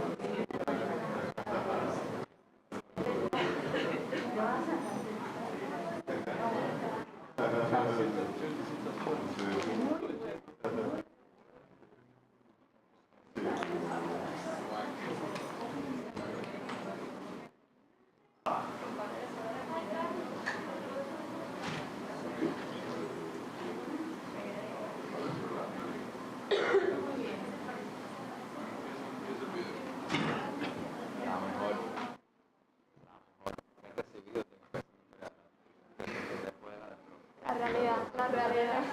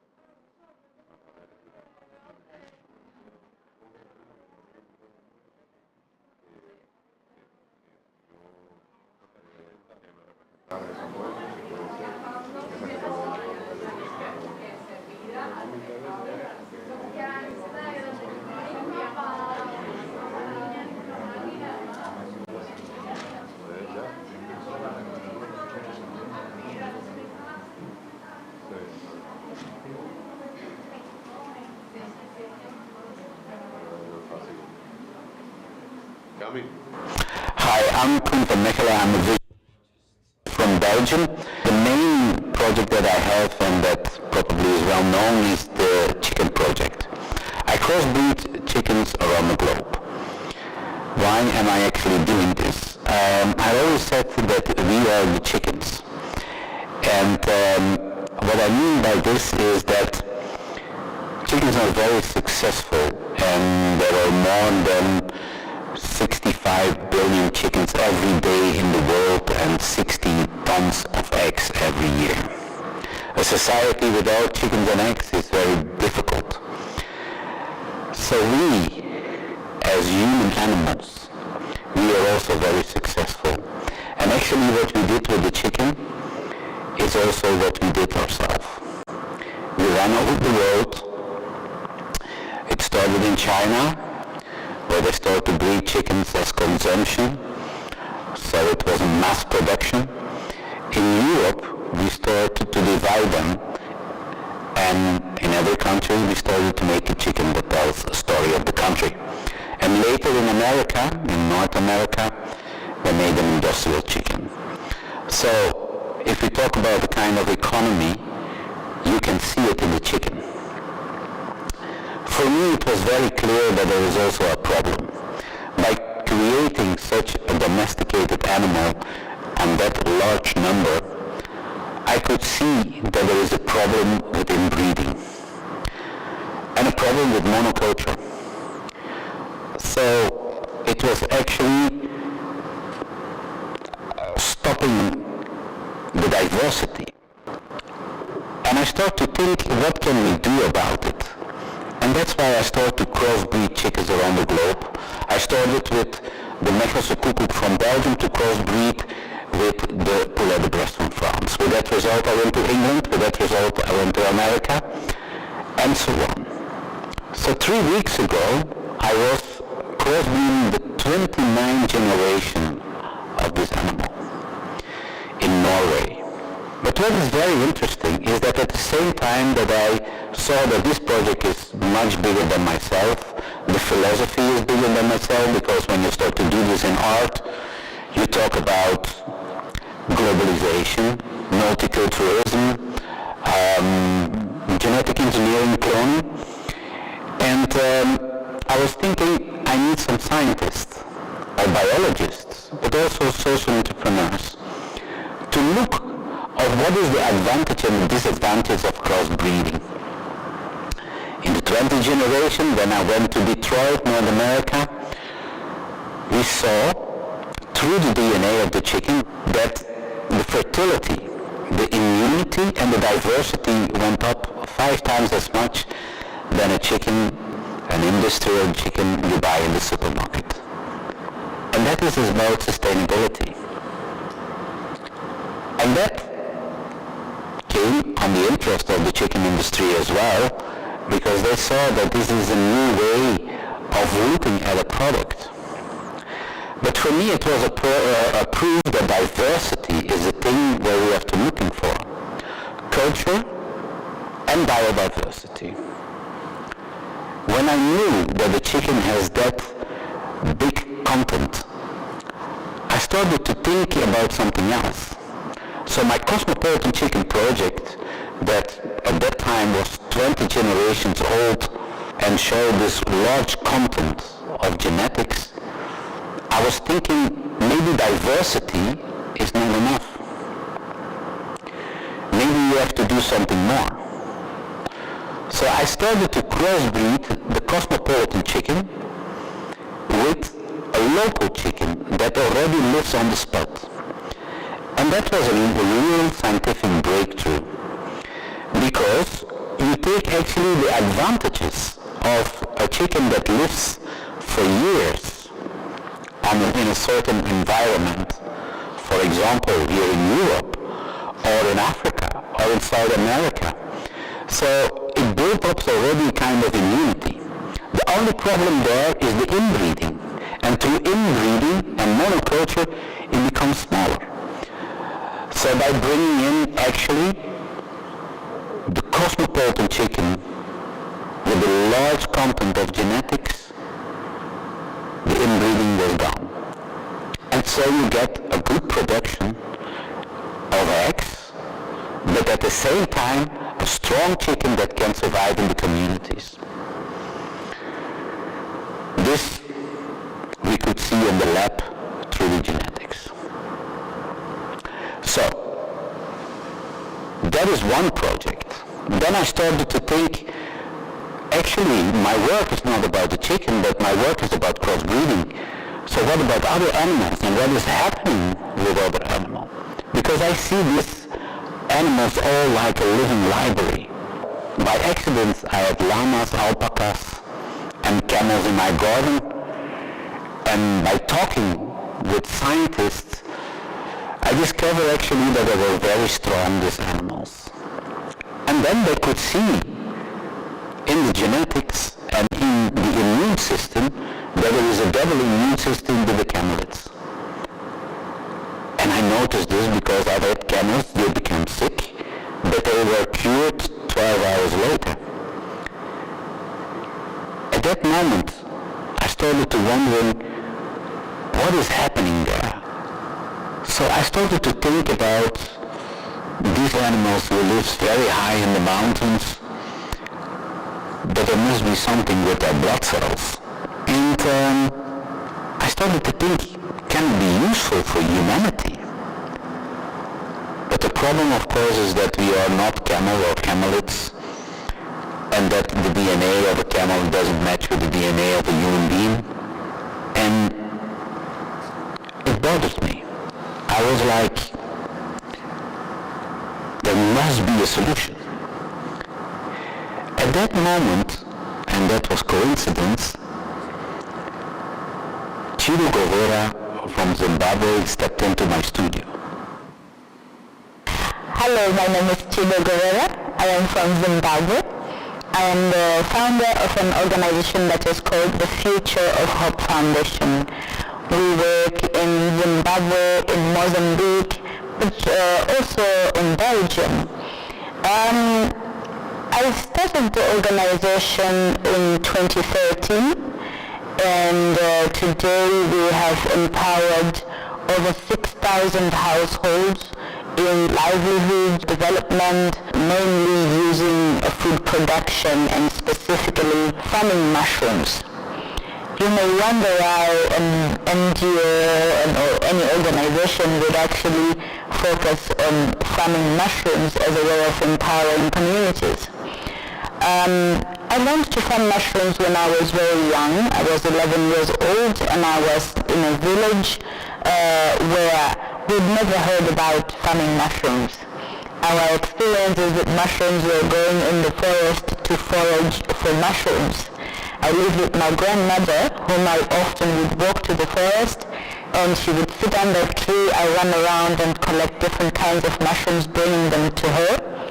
Because my grandmother was so old and experienced, even without seeing clearly, when I brought mushrooms to her, just by smelling them, my grandmother knew the difference between edible mushrooms, inedible mushrooms, poisonous mushrooms. We even had some poisonous mushrooms, or supposedly partially poisonous mushrooms, that we could take from the forest, go home, cook them, dry them, and eat them later in the season.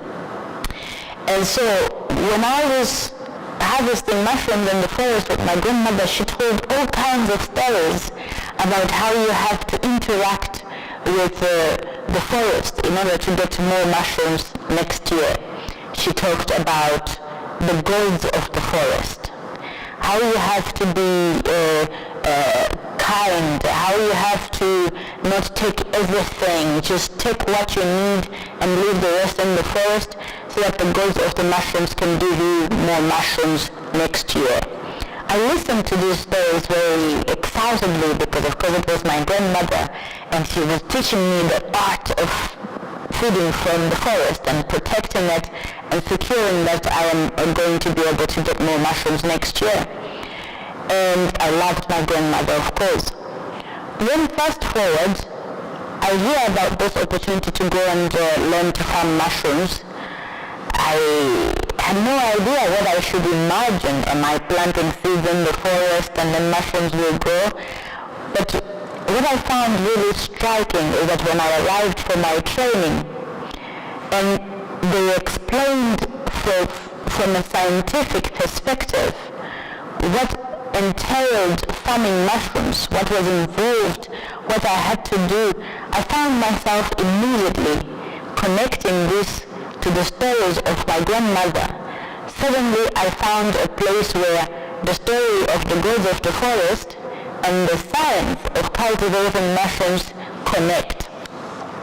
And that actually excited me to learn more, because it made it easier to understand, because now I could say, so what I experienced with my grandmother, what she explained in this way, actually relates to this part of the scientific side of it.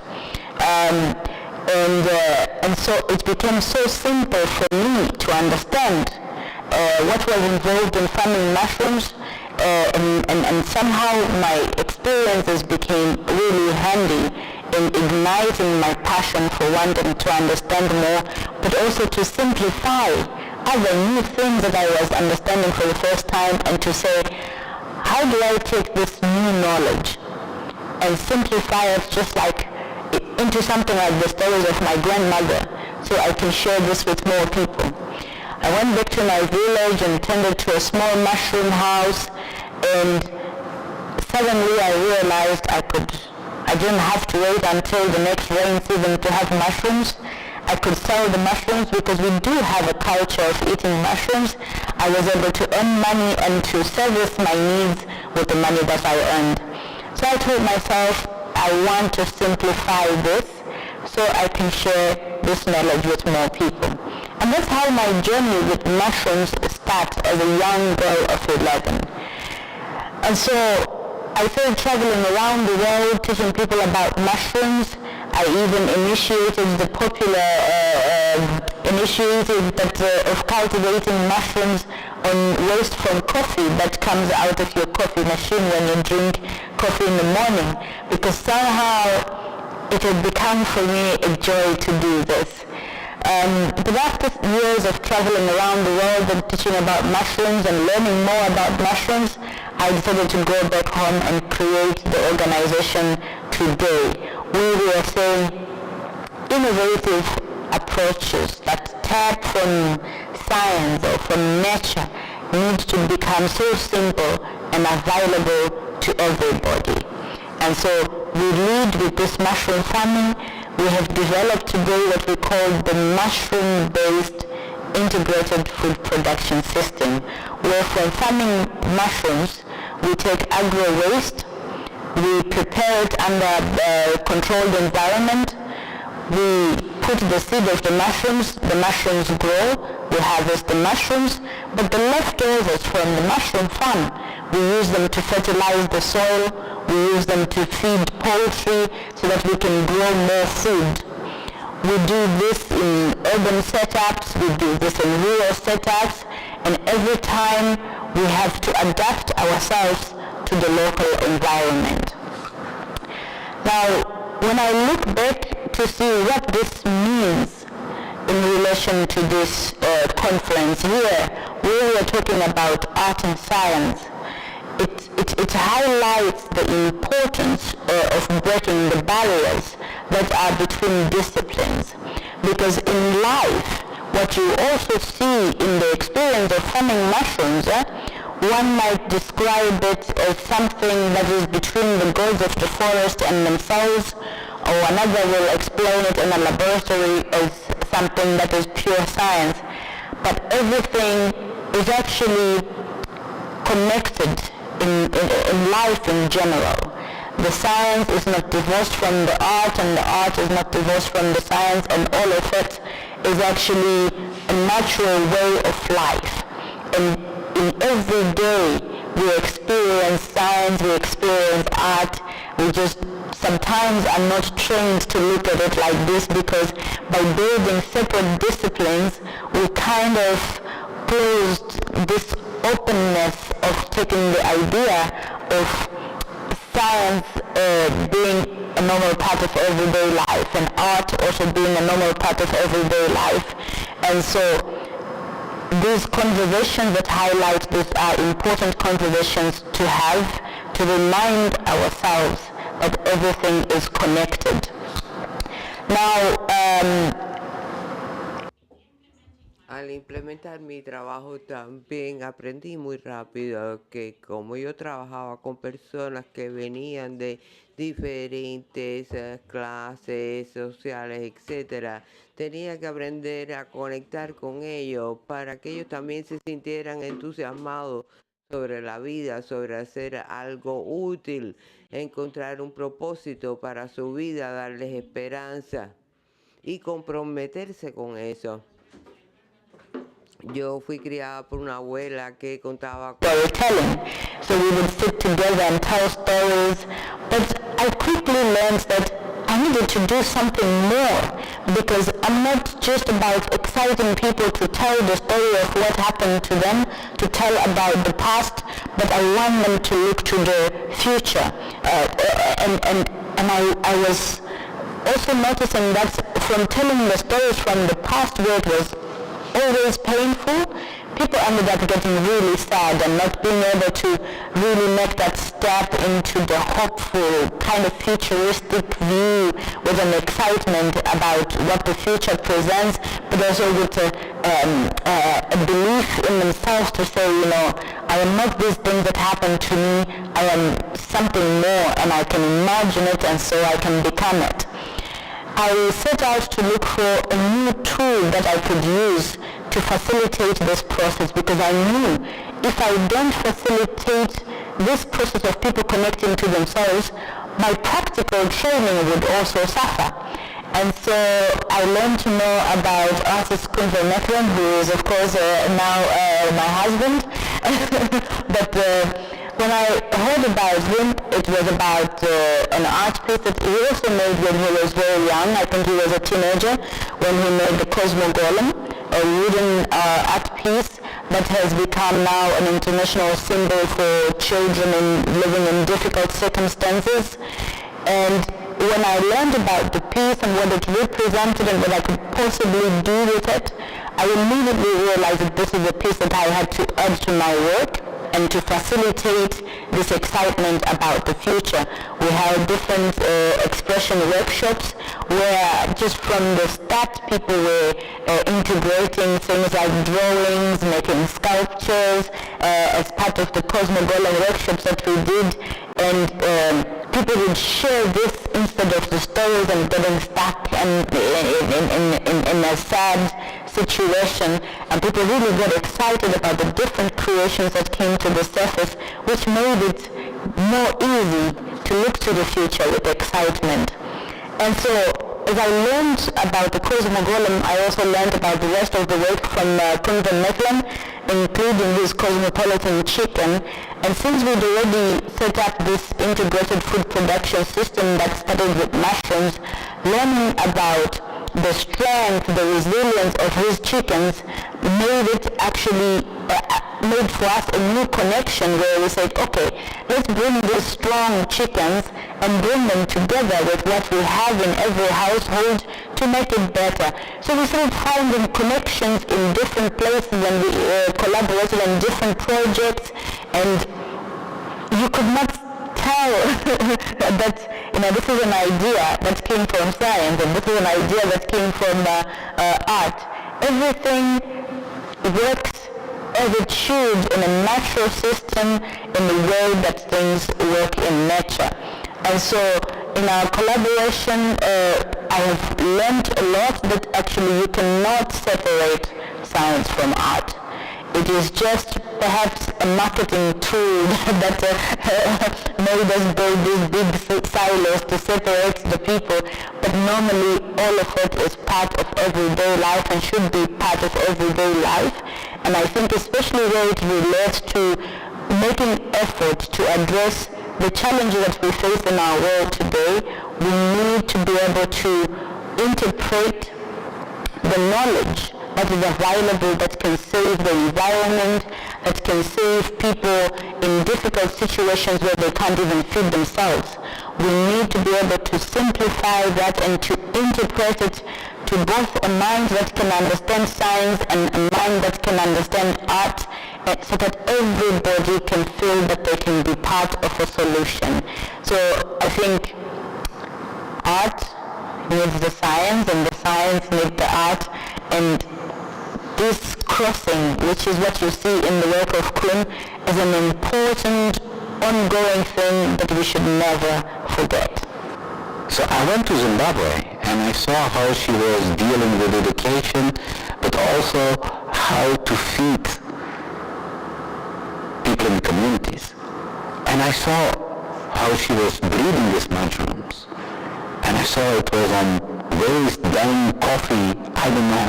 And I said to her, why don't we start a project where we can breed mushrooms on the bank of the camelids? So there was another crossbreeding there. It was the crossbreeding of different ideas, they come together. So we started to make talks, and we went to the United States and different universities. We started to talk. Some scientists were very skeptical, the others were very enthusiastic. But if you have one who is enthusiastic, then there can happen something.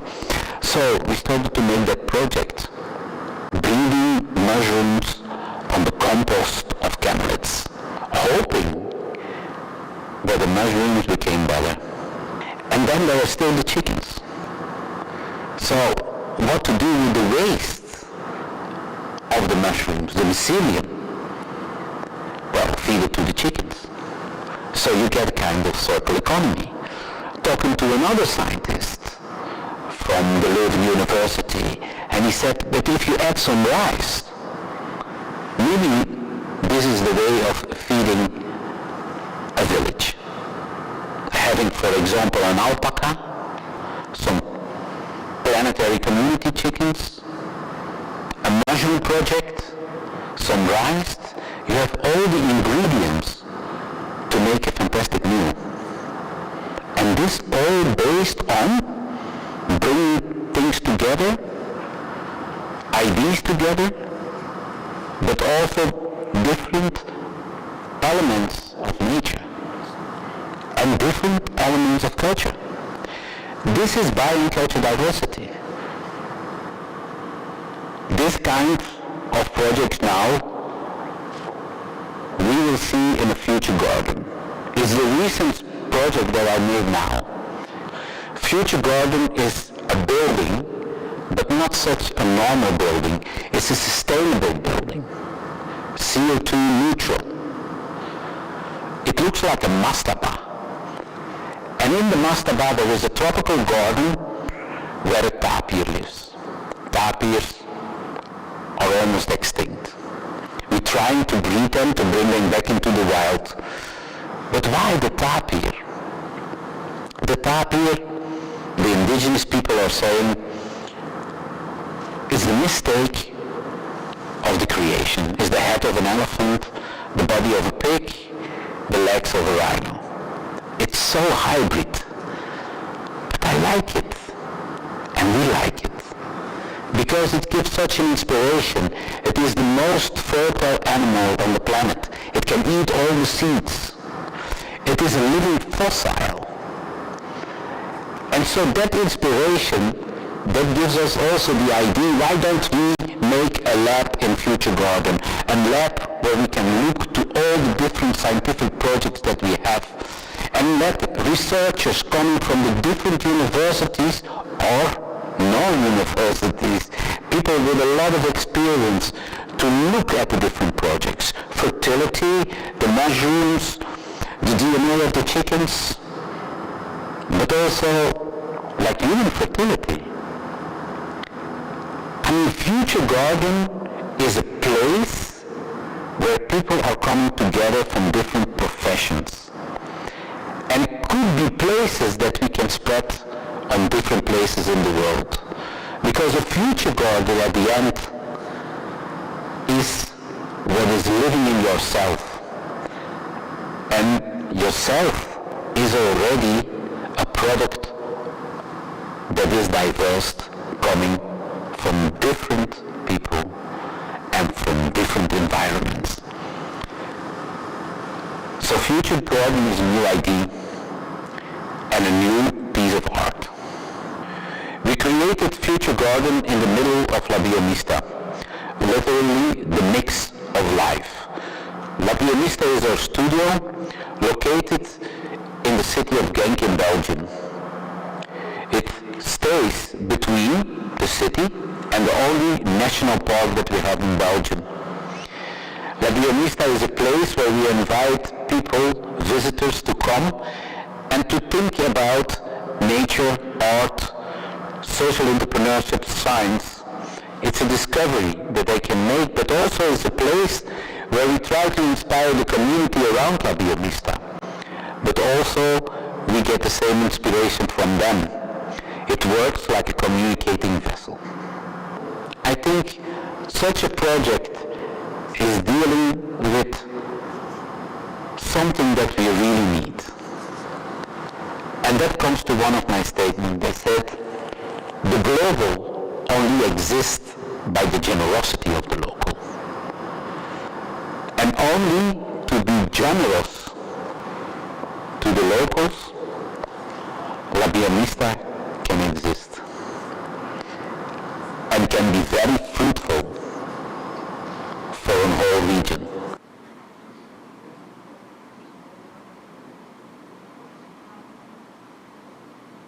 And it would be wonderful to have more La Biomistas in the world, I think.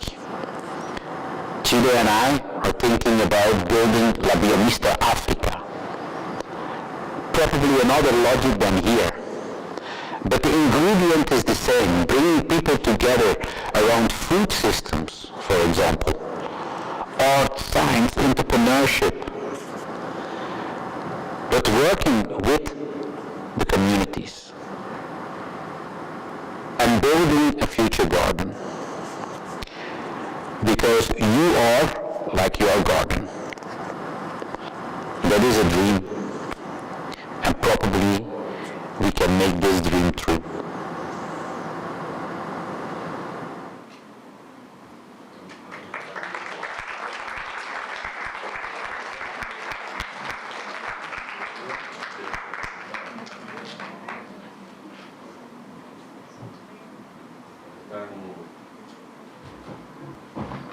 ¿Están conectados? Laura. Laura, are they online? Are there any questions? Are there any questions to the speakers who are joining us online?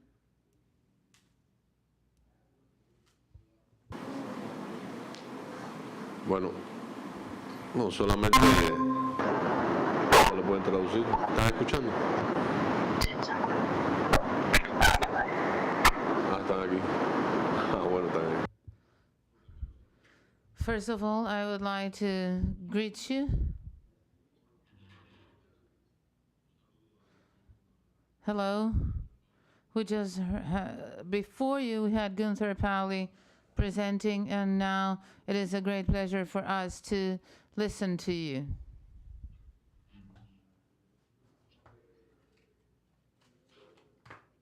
Hi.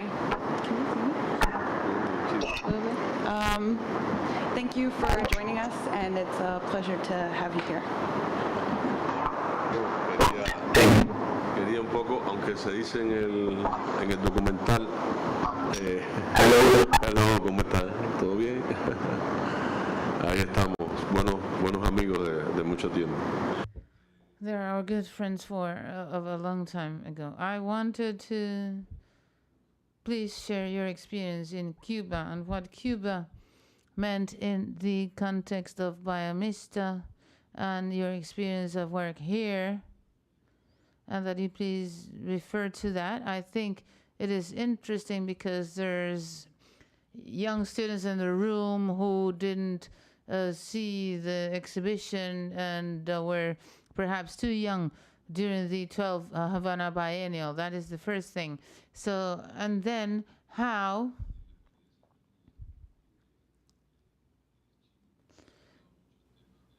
you, in this theoretical event, you talked a lot.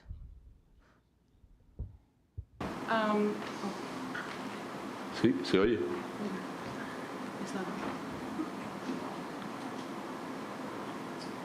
Okay. We would like to talk to you a little bit about the experience here in Cuba. ¿No puedo escuchar? Can you hear us fine? Yeah? No? ¿Están escuchando? Sorry.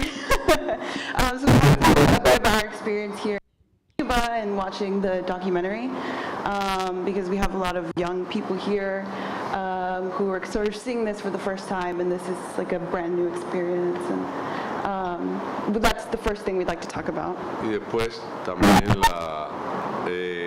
se ha hablado mucho, la segunda pregunta, del tema de la descolonización de esta bienal. Y primero en el evento teórico, y también yo quiero un poco entender en qué medida el proyecto que ustedes están desarrollando, que han ido desarrollando en África, implica también una mirada también descolonizadora, no solo hacia las personas que habitan ahí, sino hacia el propio ecosistema, hacia la naturaleza del lugar. And the second thing is that, so the theme for the biennial is decolonization. So we'd like to talk a bit about decolonization, and not just, and in Africa as well, and not just with people, but with nature and things like that. Y finalmente, pues de la conexión me faltaba para completar la pregunta, y cómo se logra a partir de este proyecto un empoderamiento real de esas comunidades allí. And then this project specifically, and the like how it would work, I guess in reality and just in larger sense. Okay. Well, I can because if we talk about decolonization,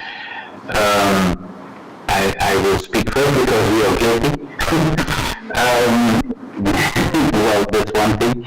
I think it's important, that from the beginning when Chido and I were starting projects, it was clear that the project should not be a project like somebody coming from the other side of the world and do a project and leave the country and just leave everything behind like it was, or using it like an instrument that you give and you implant the culture that comes from somewhere else. So in the both projects that we presenting here, it's clearly that it is a cooperation. And if I go to the chicken, for example, that's a clear example of what actually happens. I was giving a lecture in Kenya, in the Movie Center, where I was explaining the Cosmopolitan Chicken Project and clearly the Planetary Community Chicken Project. And so one guy in the audience was Mr. OK, and he was like a director of that center, and he said, but your Planetary Community Chicken Project, that's actually the project that we really need for Africa. And then he started to explain what actually happened. Because at a certain moment, the Gates Foundation was saying, the chicken will save the world. And but then they made a little mistake, and the little mistake was that they were implanting chickens from North America, so the industrial chicken, into Africa or South America, into the community. This was actually refused by the indigenous people very strongly, because they came up with the question, why is your chicken, why is that more better than the chicken we have on the spot? So the idea that I had at that moment was saying, okay, no, we're gonna crossbreed the Cosmopolitan chicken, which is like a mix from different chickens around the globe, and the DNA became more diverse. And then to crossbreed it with the chicken who lives already in the community,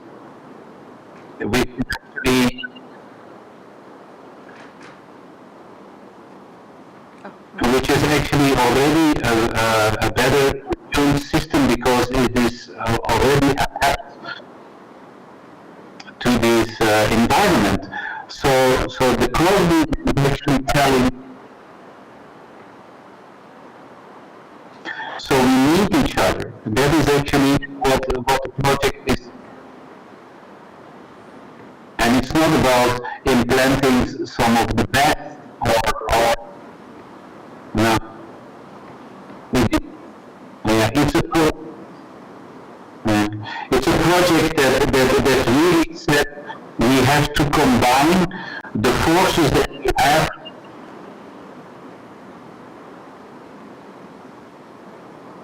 on both sides so that we can learn from each other and can really see how we can change this food system.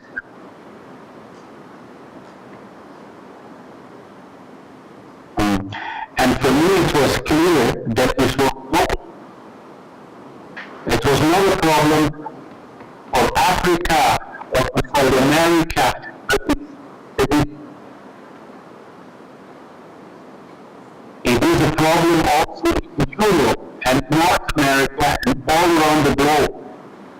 It's not something that is bringing it to Africa and to say this is your solution for Africa. No, it's a solution for the world.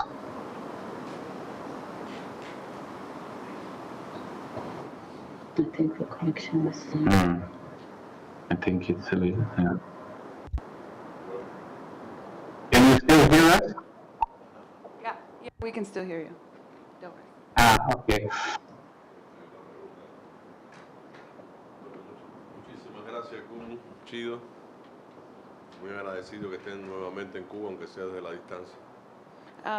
Thank you guys for tuning in. We know there's a huge distance between where you are and here in Cuba. Entonces, nada, And seguimos comunicándonos. actually, yo tengo una pregunta. Sí, tú tienes una pregunta. I actually have a question. That it was really interesting. I'd never heard of this project before, and I'm kind of wondering. It sounds like a lot of it has to do with sort of genetic manipulation in a way. That sounds like it's sort of part of it, or at least it could be part of it in a larger sense. And I'm wondering there's sort of like, I would say, a darker history that has to do with genetic implication, I would say, in the history of humanity, genetic manipulation, I mean. And so I'm sort of wondering how you would combat that and those moral or ethical questions around that, if that makes sense. The question in English. Can you hear the question again without the translation, the simultaneous translation? Okay. Yeah. So my question was, what are like I would say, genetic manipulation sounds like it is part of the project, and I would say that there's, at least in the history of humanity, a sort of darker history that has to do with genetic manipulation. And I'm wondering how you would combat like a negative connotation that might surround like a project like this.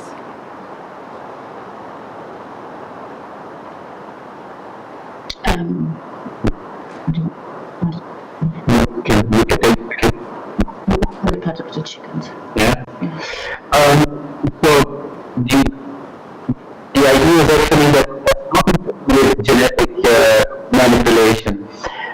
It is really bridging a natural way of breeding.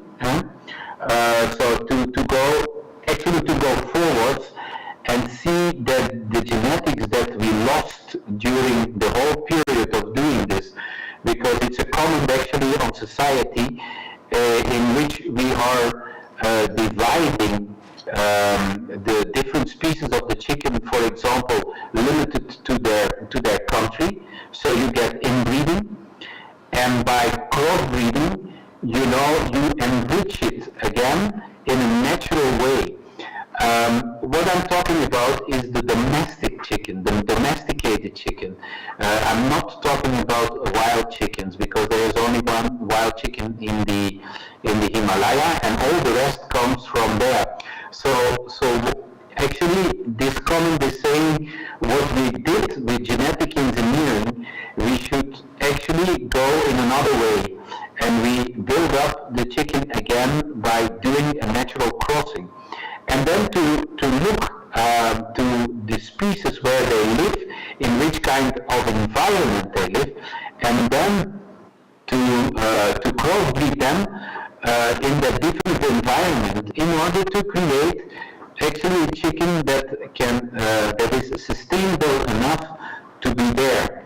And so it's a whole kind of philosophy that says that actually the domestication, if you want to if you want to go on with domestication, you need actually crossbreeding, and sometimes you have to break the frames which we as humans are putting around living animals. And in one way or another, I don't find that very correct. I think that the correct way is to look at the systems and to see how they can be enriched. Yeah. Awesome, thanks. And I think I don't know if the interpretation Is this still working? Yeah. I'm just, I think that was the final question. I don't think there's any more. So thank you for joining us.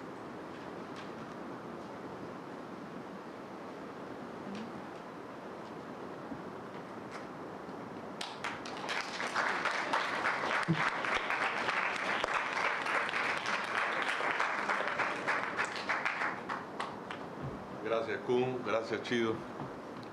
Pasamos. Esta es una obra sonora. Lo dejo aquí.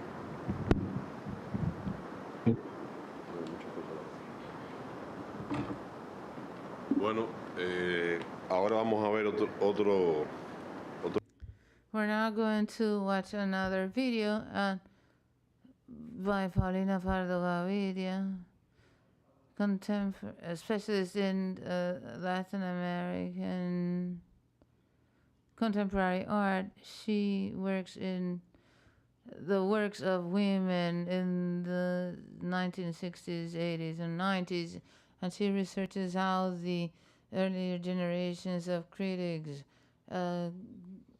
contributed to dissidency and opposition to the dictatorships in Brazil. Gaviria focuses on the work of artists from Latin America. Her research work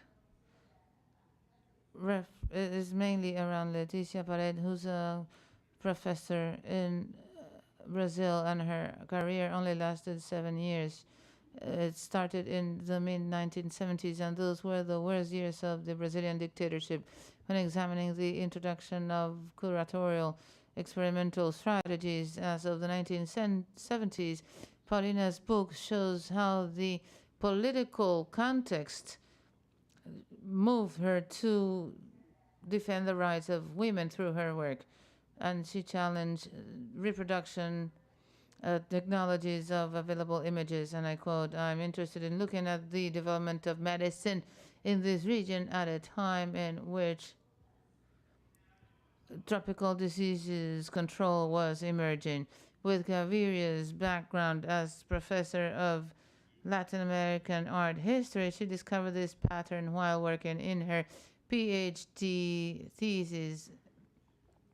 The combination of science and art led her to identify other artists that might have similar careers.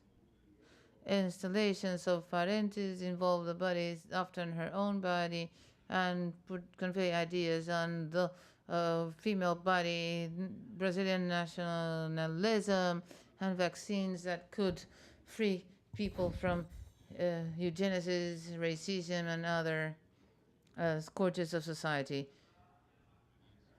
And she showed her experience in art to show differences depending on who was the viewer. Although these artists did not interact, they knew each other and came from two different countries in Latin America, and their art was linked to medical sciences. The title of the lecture by Paulina, professor of the University of Long Beach, California. She's a Colombian background. Women contemporary art and science. Let's look at her video. Good morning. I'm Paulina, Assistant Professor of Latin American Art History in California State University of Long Beach. Before I begin my presentation, I would like to thank several persons. I would like to thank the director of the Museum of Fine Arts Museum, Lara Garcia Parra, for making my presentation possible. Roy Smith, who has supported my project. I also would like to thank the artist, Sandra Llano Mejias, and the family of the artist, Leticia Parentes, for opening the doors of their house to me. I thank you all for joining. In the 1970s and 1980s, women artists working in Latin America incorporated scientific methods in their work as a way of critically approaching human body regulation and control systems. As part of my research project entitled Latin American Women, Arts and Sciences, I identified a number of artists who worked parallelly and independently and questioned the scope of public health care policies. More consistently, their work reflects the impact of large scientific projects in the visual language. I will focus on 4 artists who work in different parts of the continent, each with a different approach to medical sciences and social sciences. Leticia Parenti, you can see their names on the slide. Her work, which I will introduce as case studies through which the human body has been explored from an artistic viewpoint using scientific methods. This project has to do with the development of public health care policies in the Americas, questions why artist women have introduced in their work spaces and techniques traditionally developed by men to try to explain the behavior of the human body. If you look at these 4 artists that have a different approach to the medical area of sciences, they use medical procedures of data collection for artistic purposes. Leticia Farenches from Brazil, who had more direct contact and with basic sciences. She was a university professor of organic chemistry in addition of being an artist. This is reflected in her work using video art and photocopying. For example, her work Preparation 2, which you have on screen, shows the artist using equipment working in a lab where she worked as a professor. Here she injects herself testing vaccines. This reflects political policies like cultural anti-colonialism and show that the immune and defenses created by the body not only respond to nature but also to political circumstances to question public healthcare policies. During the dictatorship, the infectious control disease policies we can interpret Preparation 2 as a critique to the program of epidemiological surveillance implemented in 1976 in Brazil. Far from the Brazilian context, but also to examine how medical procedures could raise the visibility or make communities invisible, the communities in which these procedures are used. Mejia did a number of works using medical techniques, and there was a performance creating images in which you can visually deploy specific knowledge on individual bodies. The images that make up her work of life, energy, and other emotions, which I'm now showing you, are created using the paper in which experts are recording the function of the organs of the artists. Here, las Artists in Lima, Peru, and in Sao Paulo, the Brazilian Amazon, expressing their artworks of collaboration. This is something with the civil population that has been affected by health problems. In the case of Borgia, she expresses medical sciences.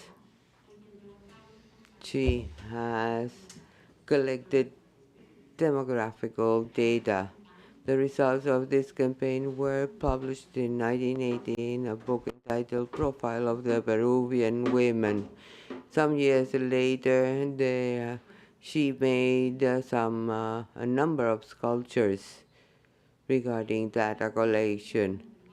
Sculptures with a women profile anthropology, contrasting the characteristics documented of the body of these women on which this public health is based. The marked difference opens up questions about the effectiveness, care of the generalized application of health science over the bodies of women in Peru. The study of the Peruvian women profile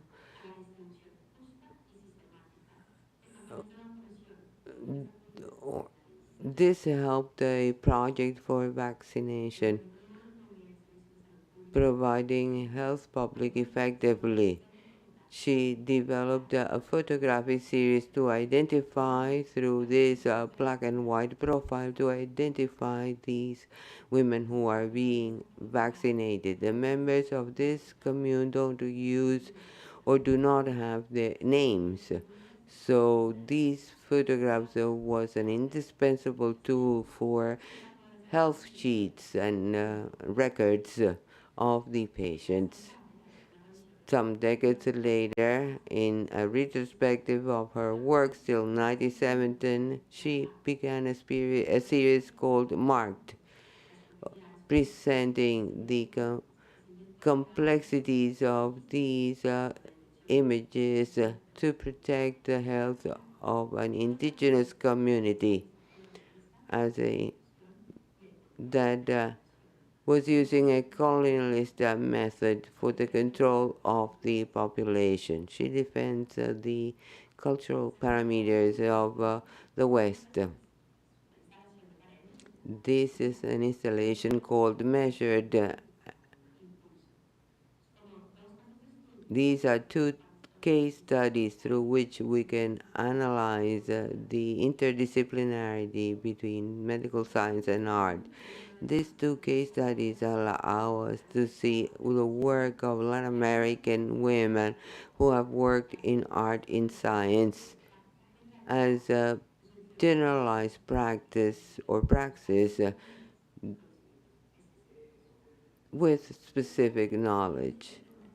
In June 1976, following the aesthetic principles of her work, she had 8 stations aligned in a gallery with black walls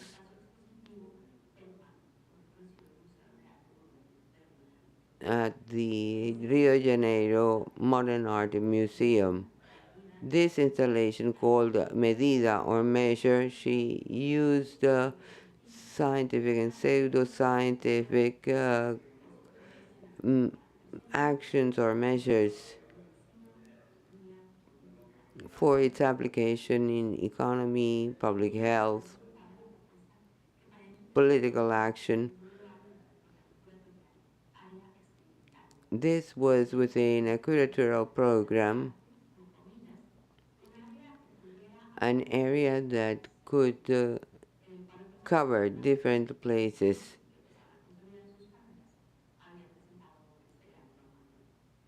where we had works of great or big formats. The Bogota Art Museum, Modern Art Museum, also became a lab. This time, with the work in Pulso, with which she participated in the fourth edition. The objective was to disseminate concepts and ideas regarding art and make the audience pay attention to these problems.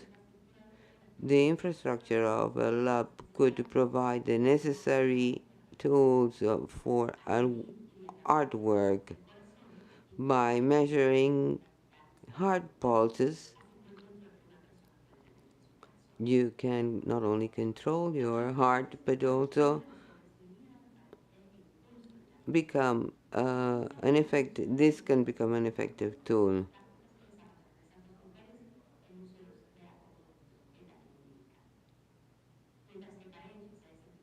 While Parentis was a university professor and is also an artist out of a personal need, Chavelejia is a scientist or uses science for art purpose.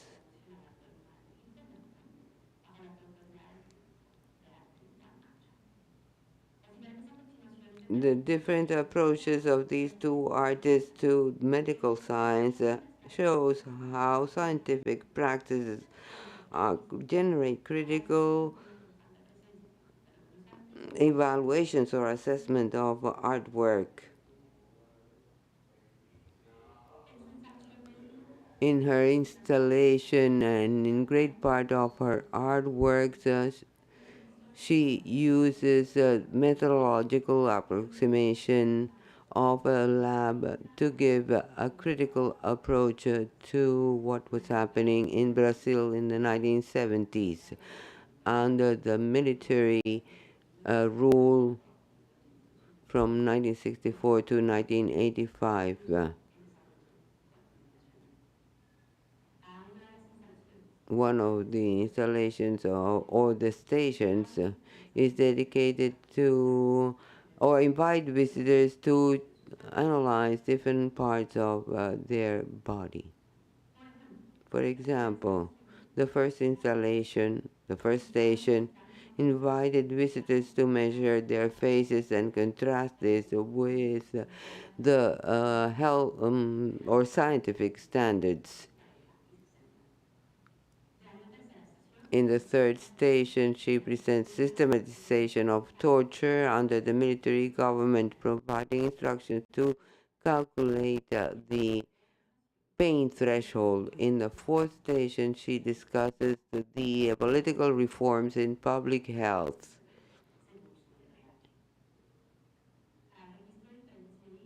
For registering different measures, each station had specific instruments and instructions for different types of measurement. There were scales and other tools.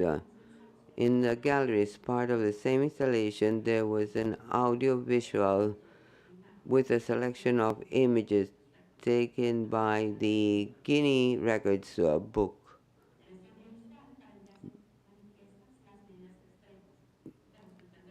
This talks about extreme measures. She reveals the social and economic situation under the military rule. It can also be considered a work that criticizes some health policies and highlights the actions adopted in terms of public health. Llano Mejia's work is also can also be analyzed as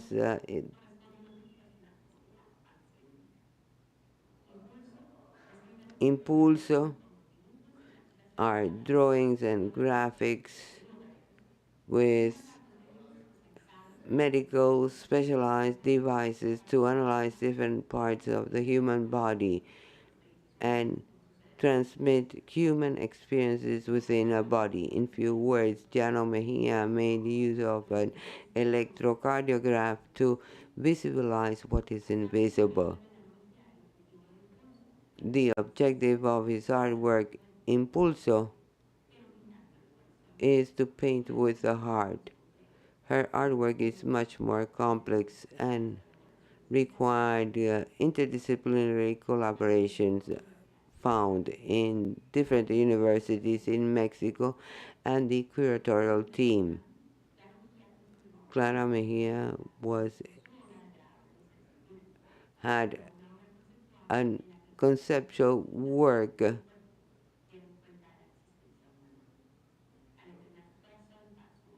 training her heart for her artwork in Pulso or Pulse. She said that she wanted an artwork where life can release itself like a melodic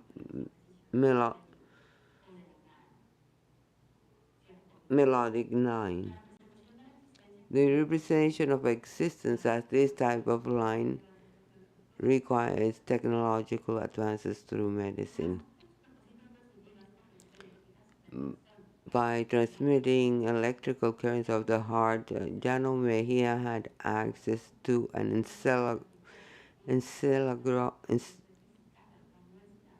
and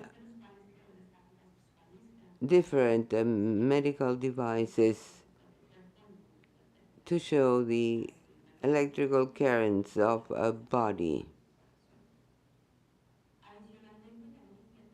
Additionally, he had the collaboration of the people of the communication department to develop a colored video, which is one of the main aspects of this artwork.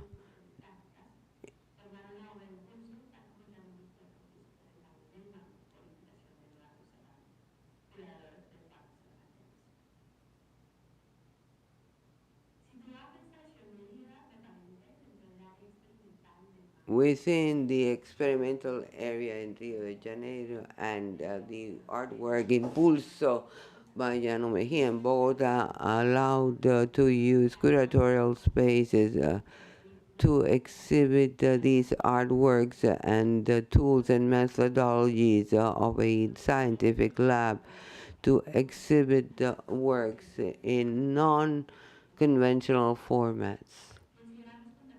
To consider curatorial context allows them to identify the artistic creations with scientific elements as a result of collective efforts to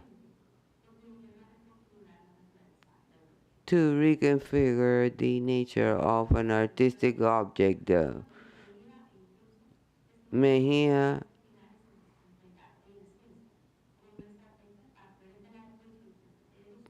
questions the power relations that rule different societies. If we analyze the works of these two artists, we see other characteristics.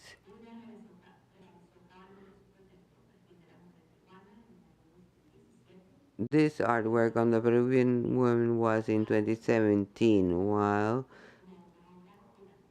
this other artist presented his artwork as a purely artistic work. These are women who have worked in art and science and invites us to question the public policies that have made possible the work of these two artists that have marked several generations of women in Latin America. Thank you very much.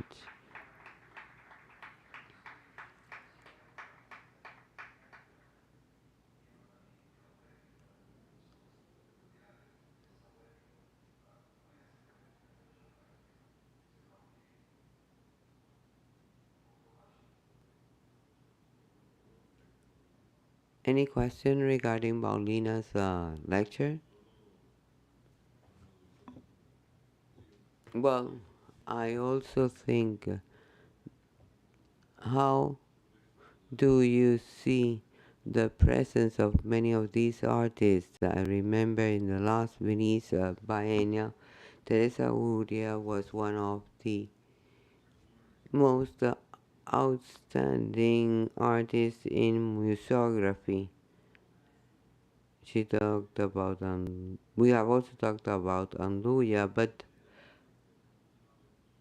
how do you see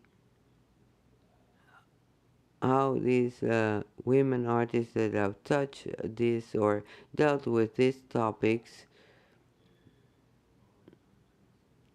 and other colleagues? I'm thinking about Lydia Posada, who has been dealing with women's mistreatment. They have tried the way in which the women's narration or story has been construed. How or what is your opinion of what is happening now after what happened in Venice? Recently, we're going to have Cecilia Alemani, who, how within the promotion system, the promotion of Latin American artwork, how do you see the role of these? Do you think they are, or what is their position? How is this being promoted? How this is part of the curatorial discourses? To what extent there can be certain opportunism, or to what extent that they are being or they are dealing with the current problems of curatorial processes.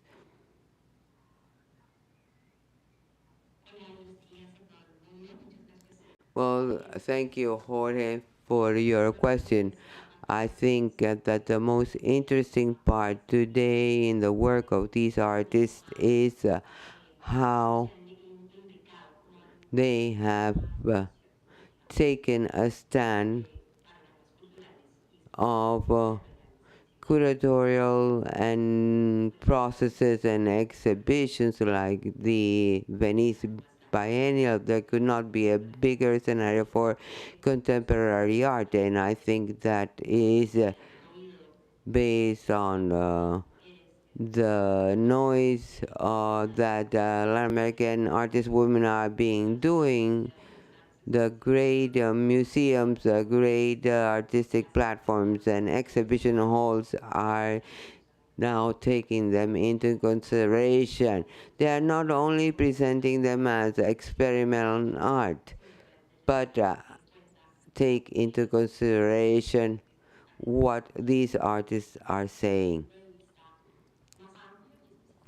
from a wider point of view, and thinking about the relation between art and science. This is a great contribution. The work of these artists is to show us how the presence of gender is not only in one artistic field, but is permeates all areas of life, particularly life in society, from an individual level or more collective.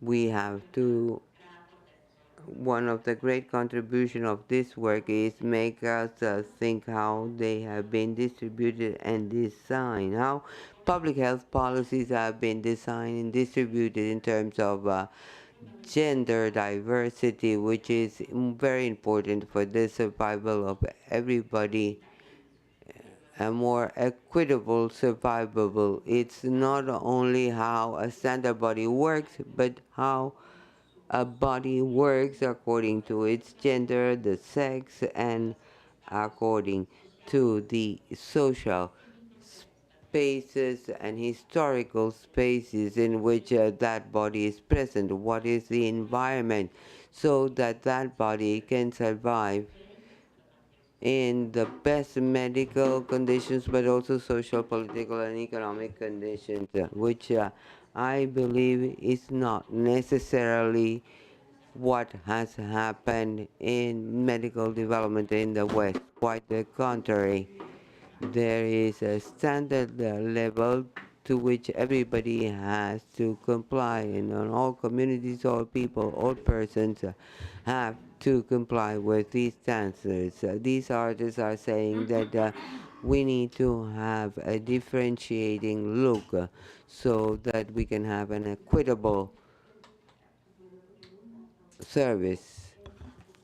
Answering your question about the curatorial process of this artist, I think it has been from an artistic point of view in terms of how including artistic narratives that have been practiced for decades but only till very recent have been included in curatorial projects in a much more inclusive manner. I think that they have catch the subversive measure of these artworks. They are not only talking about artistic concepts or aesthetic concepts, they also have a more profound social content that today marks the life of many persons in Latin America and in the world. But as we are talking about Latin America, as I, as a Latin American person, have to talk about its importance in our region. Participación, hubiera sido interesante que hubieras estado aquí, porque ahora en la muestra del Caribe, porque si te amplías al Caribe en tu investigación, tenemos una obra de Tabitha Rezaire, de la Guyana francesa, que fue bastante difícil, la producimos en Cuba. Es un sillón ginecológico y tenemos que lograrlo ahí. El Hospital Almejeira nos prestó el sillón. Por aquí está Yané también, que trabajó con nosotros en la exposición, con José Manuel Noceda.